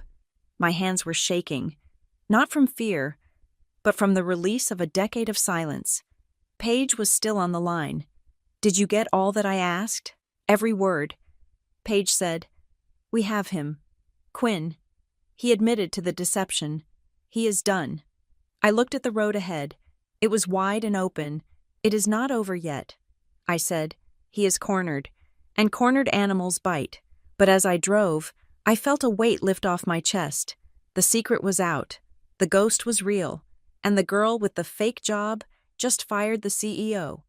The news traveled through the Whitmore family network faster than a contagion. I suspect Grant, in his mixture of rage and panic, had gone home and poured a drink too many, spilling the secret to Aunt Carol. Carol, incapable of keeping a secret unless it involved her own age, would have called Blake. Blake would have texted Chloe. And within 3 hours of my leaving the country club, The entire dynamic of my existence had been rewritten. For 37 years, I had been Quinn the Invisible, Quinn the Charity Case, Quinn the Cautionary Tale. By Thursday morning, I was Quinn the Bank. I woke up to a notification screen that looked like a slot machine paying out a jackpot. My phone, usually dormant except for messages from Paige or my service provider, was overflowing with texts from relatives who had not spoken to me directly since the Bush administration. The first one was from a second cousin named Melissa, a woman who had once publicly asked me if I bought my shoes at a thrift store. "Hey Quinn, long time no see. I was just thinking about you. We should grab coffee sometime. I'd love to pick your brain about some investment ideas. Miss you, XO." I scrolled down. There was one from an uncle on my mother's side who had ignored me at the last 3 Christmases. "Quinn, hope you are well. Hearing great things about your success. Very proud. Let me know if you are coming to the summer barbecue. I will save you a seat by the grill." It was nauseating. It was a masterclass in human flexibility. They did not care about me. They did not care about my personality, my struggles, or my life. They had simply smelled money. It was a primal scent to them, like blood to a shark, and they had instantly recalibrated their social compasses to point toward the new source of capital. I did not reply to any of them. I let the messages sit there, a digital monument to their hypocrisy, but not everyone was looking for a handout. Some were looking for a fight. At 10 o'clock in the morning, my phone rang. It was Blake. I let it go to voicemail. But he called again immediately, then a third time. I knew that tenacity. It was the same entitlement he used to harass bartenders when his drink wasn't strong enough. I picked up on the 4th ring. "What do you want?" "Blake," I asked. "You are a liar." He spat. There was no hello, no preamble, just pure, unadulterated venom. "Good morning to you too," I said. "You sat there." He shouted, his voice cracking. "You sat at our table. You ate our food. You let me buy you a drink. And the whole time, you were sitting on a pile of cash. You deceived us. Quinn, you committed fraud against this family." "Fraud?" I asked, leaning back in my chair. "I think you need to look up the definition of that word. Fraud is when you lie for gain. I never lied. I just never told you things you were too arrogant to ask. You made us look like idiots," he screamed. "I tried to give you advice. I tried to help you. Do you know how stupid I feel now?" I paused. I wanted to enjoy this. "I imagine you feel about as stupid as I felt when you told me my career was a hobby," I said, "or when you laughed at my laptop. You see, Blake, the difference is that my hobby pays for your career. Do not talk to me like that," he yelled. "You think you are better than us now? You think because you got lucky with some trades you can dictate terms to my father? You are destroying Stonebridge. You are destroying the thing that feeds us all." "I am not destroying it," I said. "Arithmetic is destroying it. You are a snake. Quinn, a cold-hearted snake. Dad is a mess. Mom is crying. And it is all your fault. If you had just been honest, we could have used that capital together. We could have been a powerhouse. But no, you had to be selfish." "Selfish," I repeated. "I gave you 5 years of liquidity. I gave you the cheapest capital you will ever find. And you treated me like a beggar." I hung up the phone. My hand was shaking slightly, not from fear, but from the sheer audacity of his narrative. In Blake's mind, my silence was the crime, not their condescension. He was angry because he had lost the moral high ground. He could no longer look down on me, and without that vertical superiority, he had no idea who he was. An hour later, Aunt Carol called. She did not yell. That was not her style. Carol was a diplomat of the passive-aggressive school. "Quinn," she said, her voice dripping with syrupy concern. "I just got off the phone with Blake. He is very upset. He usually is when he does not get his way." I said, "He feels betrayed." "Dear," she said, "we all do.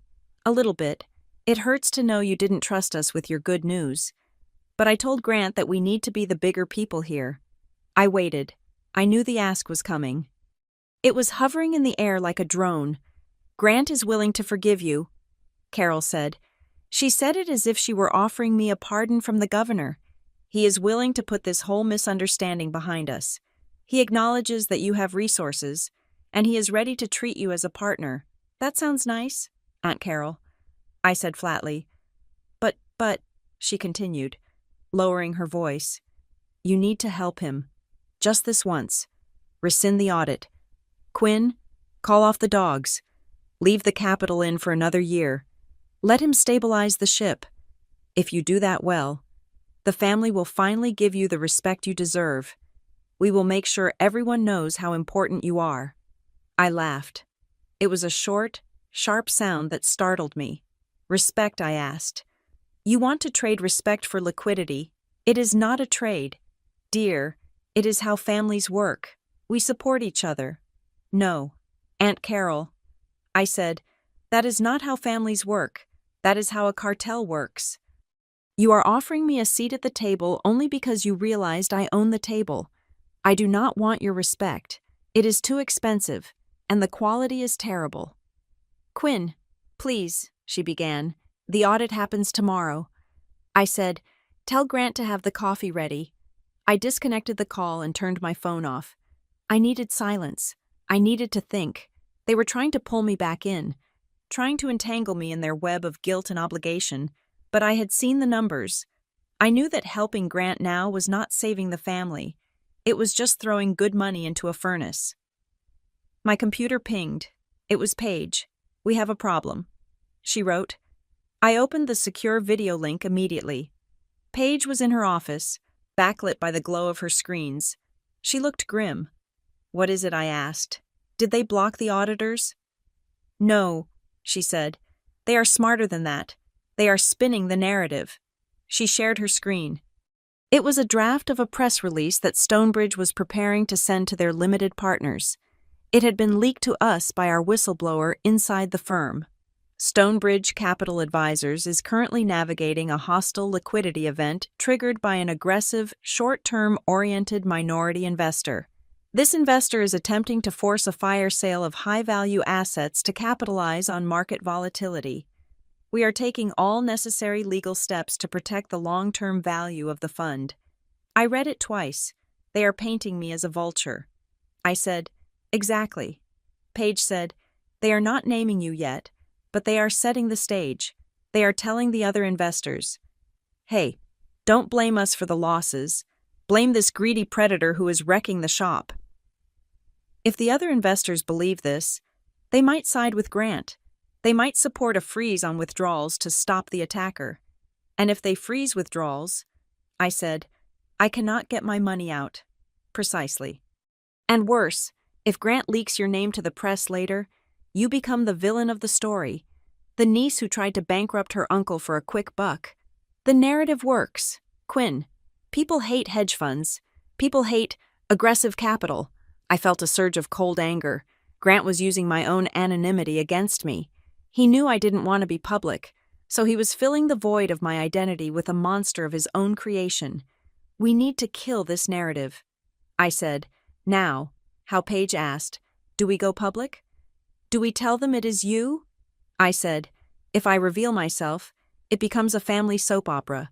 The financial press will love it. Family Feud destroys fund. It will be messy. We need to keep it clinical. Draft a statement. I commanded, from Apex Horizon Partners. Do not sign my name. Sign it as the general partner. What does it say? It says Apex Horizon Partners is exercising its contractual rights due to material breaches of risk management protocols by Stonebridge Capital. Specifically, the unauthorized use of floating rate leverage exceeding 4 times equity and the failure to provide accurate real-time reporting. This is not a hostile action. It is a regulatory necessity. Keep it boring, I added. Keep it legal. Make it sound like a robot wrote it. We fight his drama with data. I will send it to their legal counsel and the trustee. Paige said, that should shut down the hostile actor story.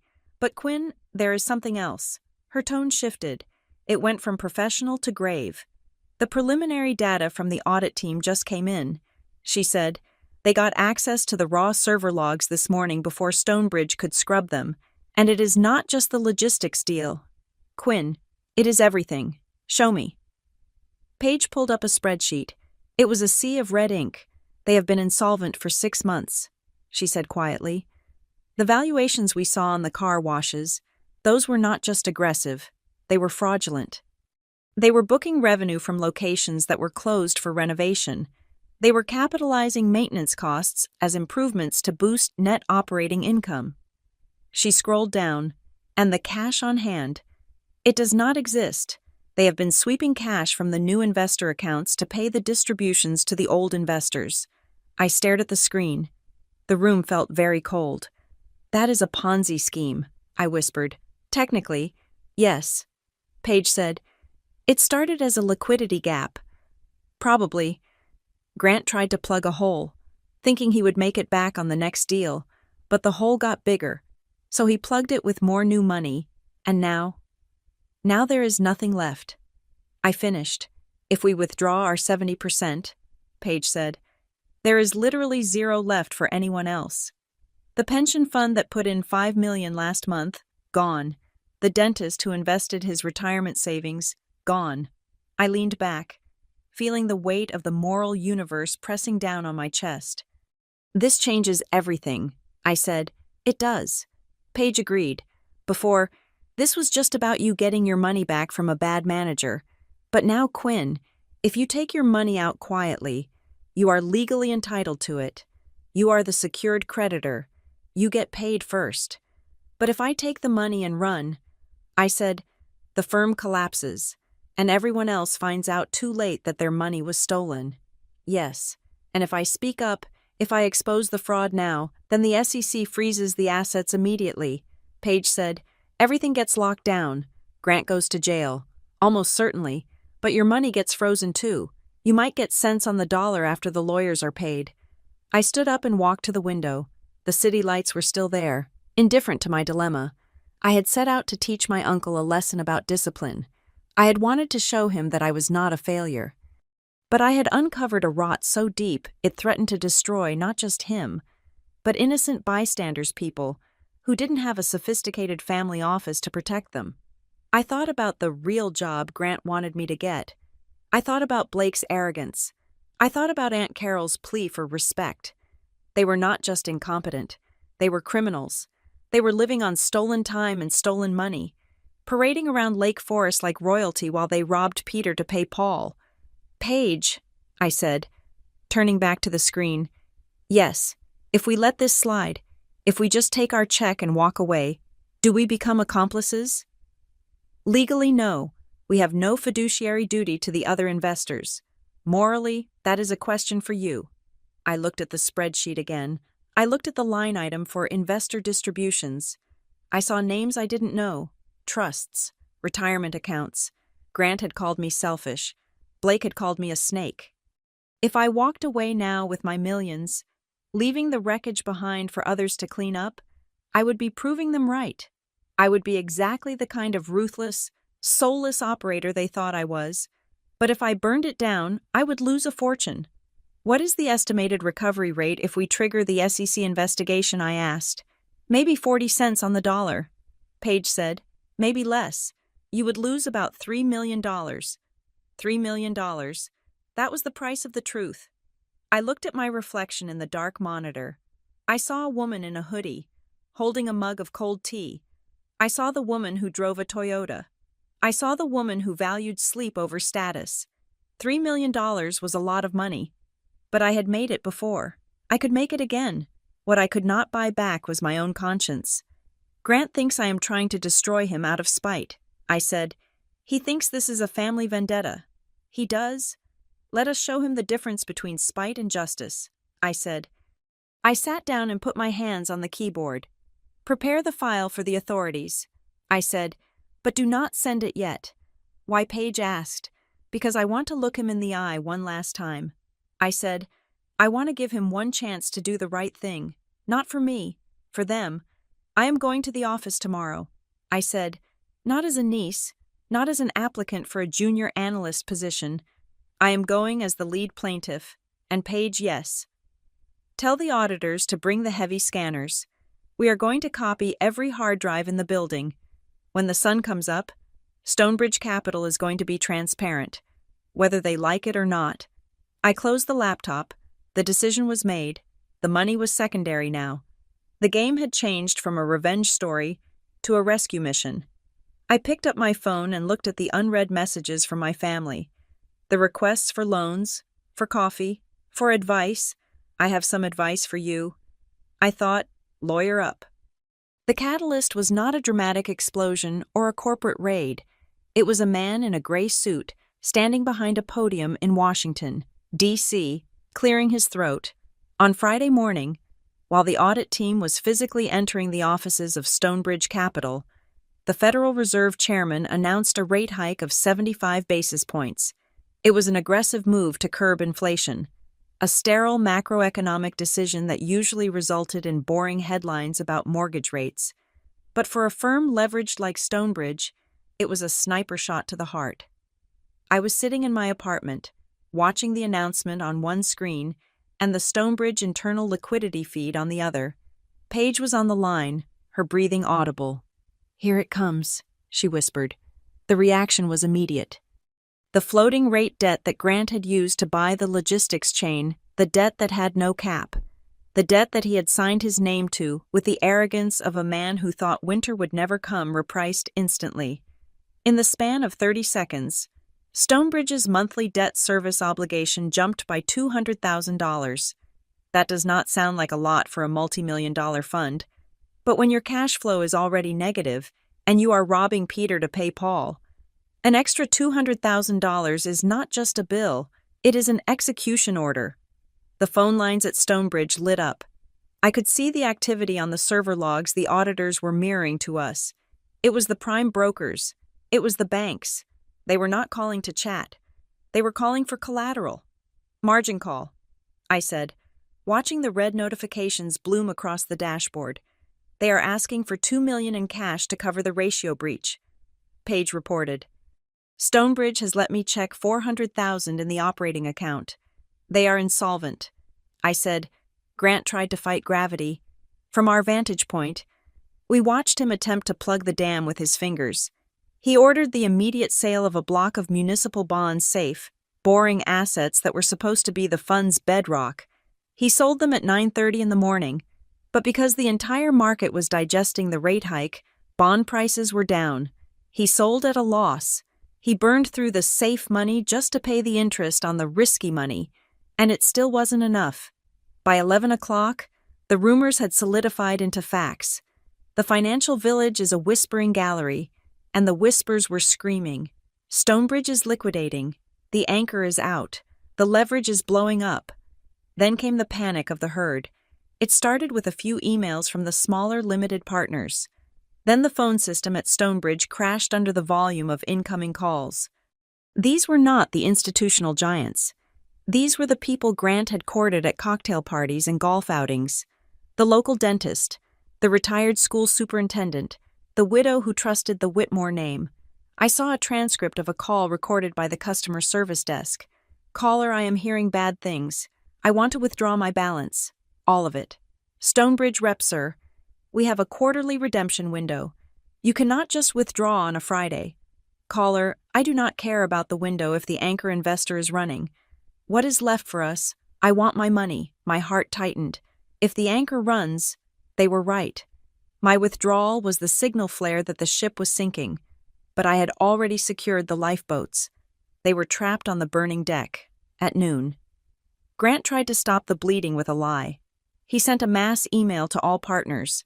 It popped up in my inbox, flagged as high importance, subject market update and strategic positioning. "Dear partners, despite the volatility in the broader markets today, Stonebridge Capital remains fundamentally strong.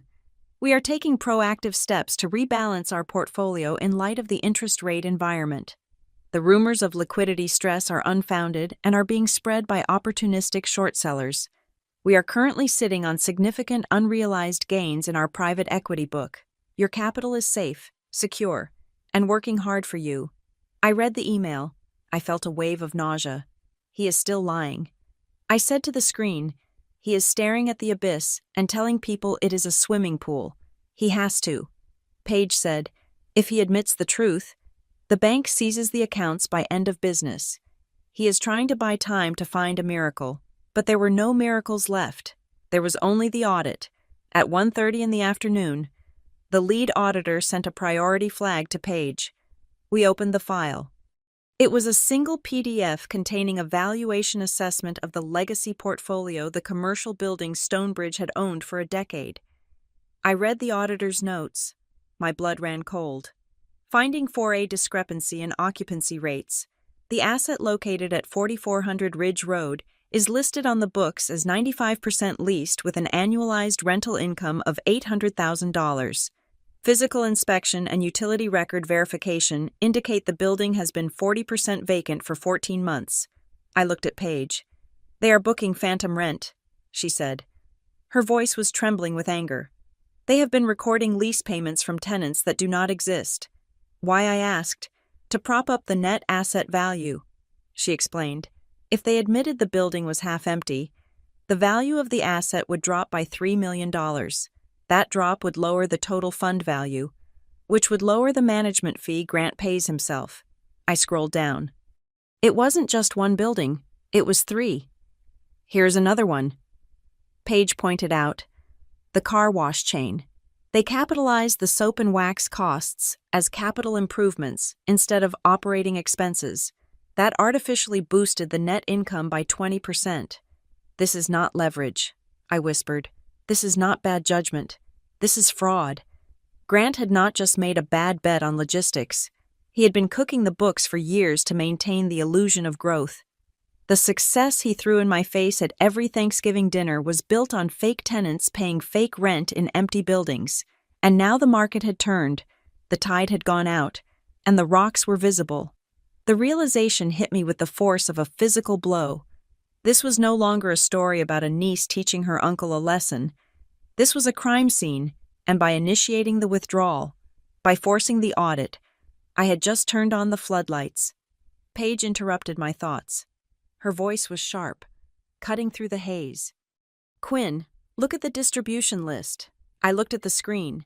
It was a list of the investors who were currently exposed. 70% of the fund is you. Paige said, We know that, but look at the other 30%. I scanned the names. The Whitmore Family Trust. That was Aunt Carol's money. Blake Whitmore Personal Savings. That was my cousin's entire net worth. Lake Forest Teachers Pension Fund, B. Dr. Eris Thorne. Retirement account. If Stonebridge collapses today, Paige said, if the banks seize the assets and liquidate them at fire sale prices to pay off the secured debt, the equity goes to 0, 0, 0. Paige confirmed. The secured lenders get paid first, then the lawyers, then the trade creditors. By the time they get to the limited partners, there will not be a penny left. Aunt Carol loses her house.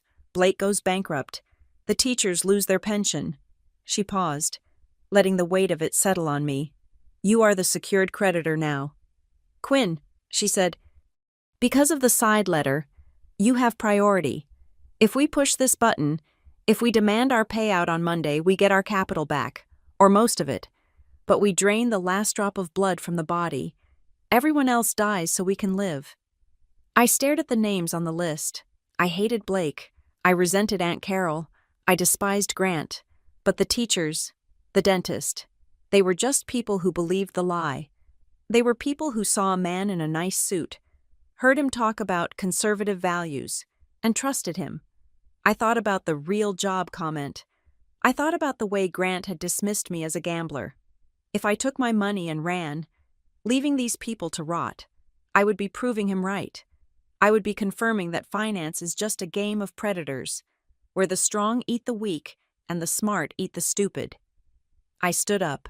I paced the small length of my apartment. I cannot let them go to 0. I said, Quinn, Paige said warningly, you have a fiduciary duty to your own firm, to your own future. $3 million is the cost of the fraud. If you stay in, you are eating that loss. It is not about the $3 million, I snapped. It is about the contagion. I walked back to the desk. If Grant declares bankruptcy on Monday, the assets get frozen for years. The legal fees alone will eat $10 million. Nobody gets anything. The only winners are the bankruptcy attorneys. So what is the alternative, Paige asked. We take the wheel. I said, "What? We do not just withdraw." I said, "We step in. We use the audit findings as a gun to Grant's head. We force him to resign immediately, tonight, and then we act as the debtor in possession." I said, "We provide a bridge loan." Paige choked. "A loan? You want to lend more money to a Ponzi scheme?" "A secured, super priority bridge loan," I corrected her. "Enough to pay off the immediate margin call. Enough to stop the fire sale. We stabilize the patient. Then, we liquidate the assets methodically over 6 months, not 6 hours. We get better prices. We might save 50 cents on the dollar for the other investors." Paige calculated, "Maybe 60, and we save ourselves from a decade of litigation." I added, "But Grant walks free." Paige asked. "No," I said. My voice was cold steel. "Grant does not walk free. Part of the deal is a full confession to the regulator. He loses his license. He loses his reputation. He loses the firm. But we keep it out of the criminal courts long enough to sell the buildings. We save the pension fund. We save Aunt Carol's house, even if she does not deserve it. It is risky." "Quinn," Paige said, "you are catching a falling knife. I am the only one wearing gloves." I said. My phone rang. It was Grant. I looked at the screen. He was calling me. Not the anonymous investor. Me. "He knows," I said, "or he suspects, or he is just calling to scream at someone because he has run out of options." I picked up the phone. "Hello, Uncle Grant." "Quinn," he said. His voice was unrecognizable. It was a rasp, a broken sound. "I need to talk to someone. I think I made a mistake." He was not admitting to the fraud. He was calling it a mistake, even now, at the end of the world. His ego was trying to protect him. "Where are you?" I asked. "I am at the office," he said. "Everyone is gone. The auditors left an hour ago. They took copies of the hard drives. Quinn, they took the valuation files." He started to cry. It was a pathetic, wet sound. "They are going to arrest me." "Aren't they?" he whispered. I closed my eyes. I pictured him sitting in that leather chair, the one he thought made him a king. "I am coming over." "Uncle Grant," I said. "What? No, don't come here. It is a mess. I am coming over." I repeated, "And I am bringing Paige." "Who is Paige?" he asked, confused. "She is the person who is going to tell you how we save the family name from being on the front page of the Wall Street Journal tomorrow," I said. I hung up. I grabbed my coat. I grabbed my laptop. "Paige," I said into the headset, "meet me at Stonebridge. Bring the bridge financing term sheet, and bring the resignation letter." "You are really doing this?" Paige asked. "You are going to bail him out?" "I am not bailing him out," I said, opening the door of my apartment. "I am seizing the company." I walked out into the hallway. The elevator ride down felt like a descent into the underworld. But I wasn't afraid. The mask had fallen. The market had spoken. The genius of Grant Whitmore was revealed to be nothing but debt and deception. Now, the unemployed niece was coming to clean up the mess. I got into my Toyota. The engine started with a reliable hum. I drove toward the glass tower where Stonebridge lived. The city was dark, but the top floor of the building was blazing with light. He was up there, waiting for the end. I was bringing him the end. But I was also bringing him the only thing he didn't deserve, a way out for the people he had betrayed. I pulled into the parking garage. I parked in the spot marked CEO, reserved. It was time to get a real job. The fluorescent lights of the Stonebridge conference room hummed with a sound that felt like a migraine waiting to happen. It was 3 o'clock in the morning on a Saturday, outside. Chicago was asleep, but inside this glass box, the air was thick with the scent of stale coffee and impending doom. I sat at the head of the table. To my right was Paige, typing furiously on her laptop. To my left were 2 forensic accountants who looked like they had seen every variety of corporate sin imaginable. Across from me sat Uncle Grant. He looked like a man who had aged 10 years in 10 hours. His tie was gone. His collar was unbuttoned. The expensive suit jacket was draped over the back of his chair like a shroud. He was staring at the stack of documents in the center of the table, the audit report that detailed the phantom tenants, the capitalized soap costs, and the unauthorized personal loans. This is not a negotiation. Grant, I said. My voice was raspy from hours of talking, but it was steady. This is a salvage operation. Grant looked up. His eyes were red-rimmed. You are going to ruin me, he whispered. He sounded like a child who had dropped an ice cream cone.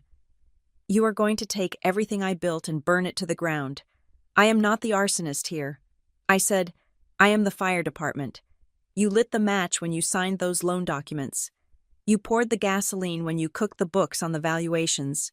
I am just the one trying to get the people out of the building before the roof collapses.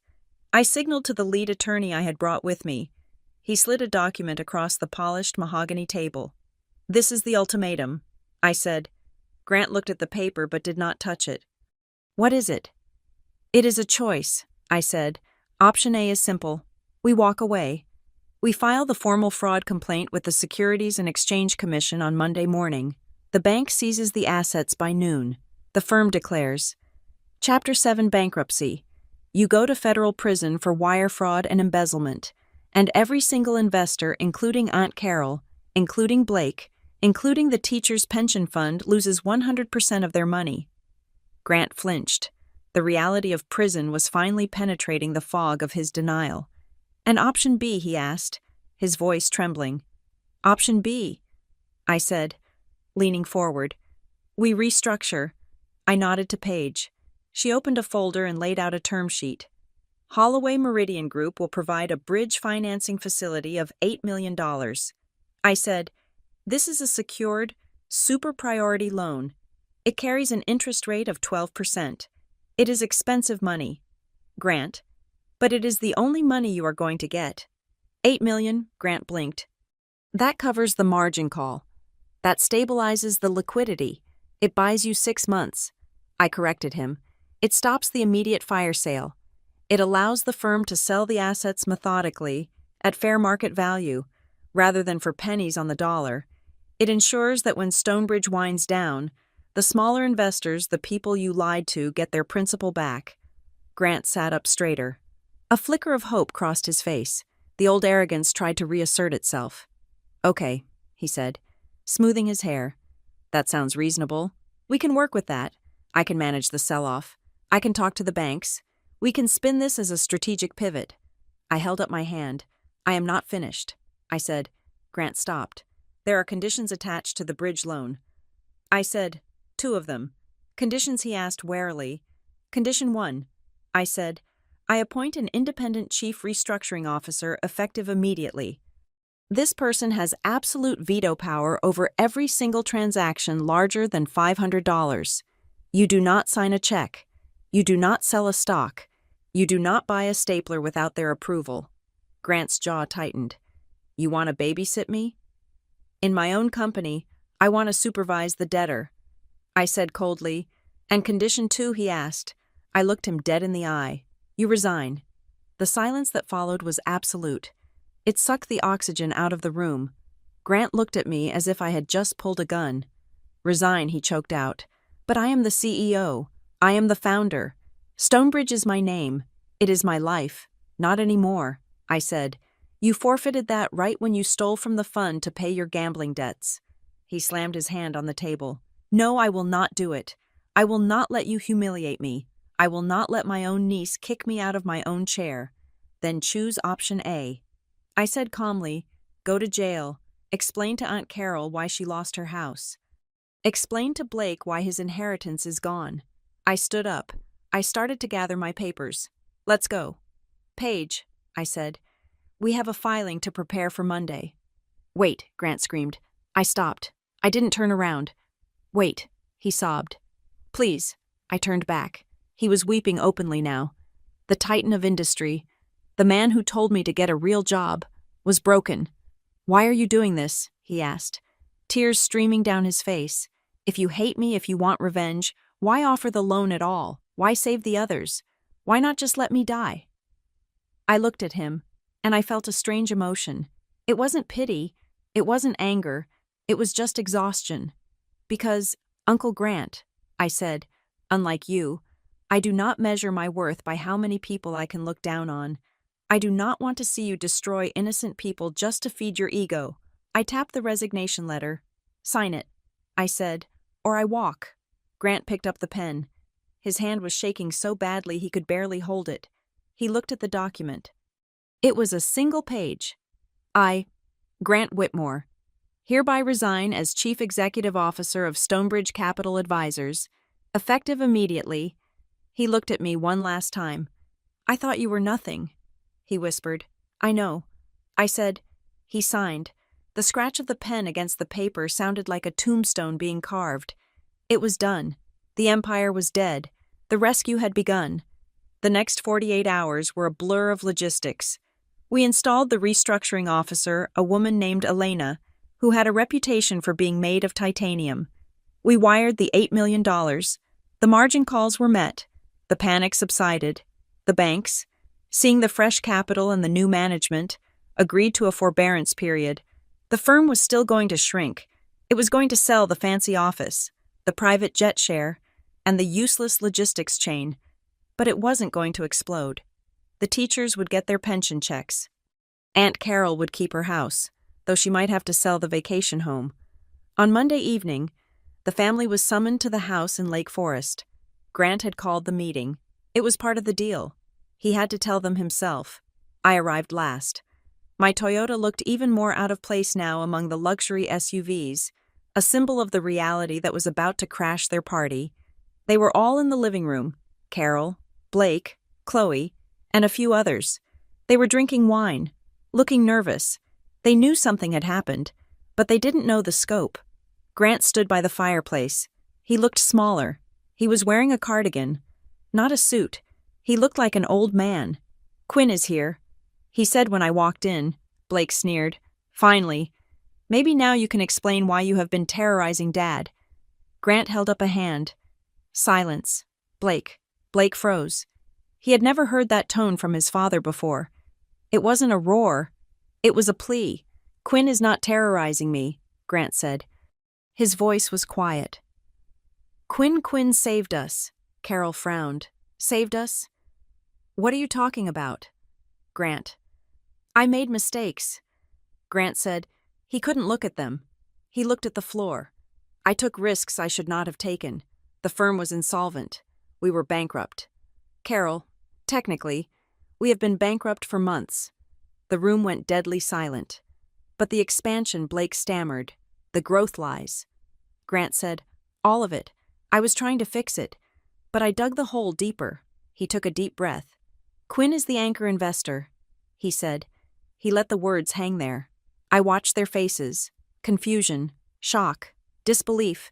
She has been funding the company for 5 years. Grant continued.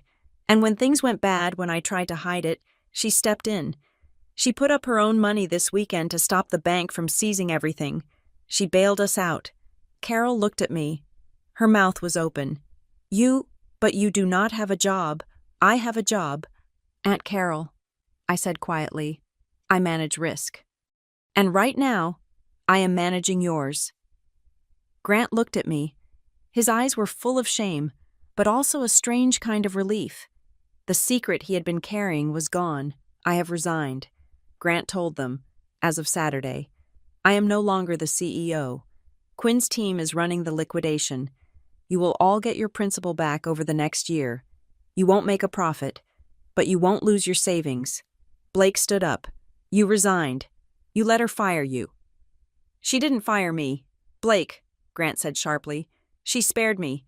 If she hadn't done what she did, I would be in handcuffs right now. Blake sat back down. He looked at me. Really looked at me.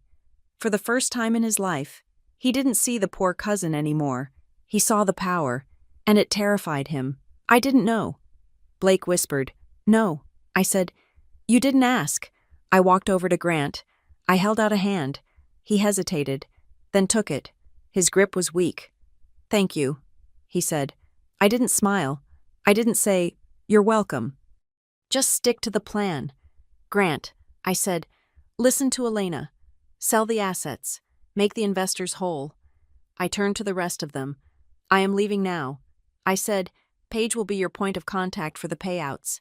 Do not call me for loans. Do not call me for advice. And do not call me for Thanksgiving. I walked out of the house. The air outside was cold and crisp. The stars were bright above the manicured lawns of Lake Forest. I walked down the long driveway to my car. Paige was waiting in the passenger seat. She had insisted on coming. Just in case they try to ambush you with a polo mallet. I got in and shut the door. The silence of the car was a sanctuary. How did it go? Paige asked. He told them. I said, he admitted it. And Blake, he is in shock. I said, he just realized his trust fund is actually a line of credit from his cousin. I started the engine. The heater rattled to life. I put the car in gear and began to drive away from the estate. Away from the lies. Away from the people who had defined me by what I lacked. Never realizing I possessed the one thing they didn't: freedom. Paige looked at me as we merged onto the highway, heading back toward the city lights. You saved their skins. Quinn, she said, you lost $3 million on the bridge loan risk just to make sure a bunch of people who treated you like dirt didn't go broke. I kept my eyes on the road. Do you feel like a winner? Paige asked softly. I thought about it. I thought about Grant's broken face. I thought about the silence in the room. I thought about the $3 million. No, I said, I don't feel like a winner. Then what do you feel? I took a breath. The air in the car felt lighter than it had in years. I feel clean. I said, and that is enough. Thank you so much for listening to my story. It was a long journey from that Thanksgiving dinner to the final boardroom showdown, and I appreciate you sticking with me until the very end. I would love to know where you're listening from today. Are you tuning in from a busy office, a quiet room like my apartment, or maybe even on your commute? Please leave a comment below and share your location and your thoughts on how you would have handled Uncle Grant. And if you enjoyed this story, please make sure to subscribe to Maya Revenge Stories. Hit the like button and smash that hype button so we can get this story out to more people who need a reminder that sometimes the quietest person in the room is the one holding all the cards.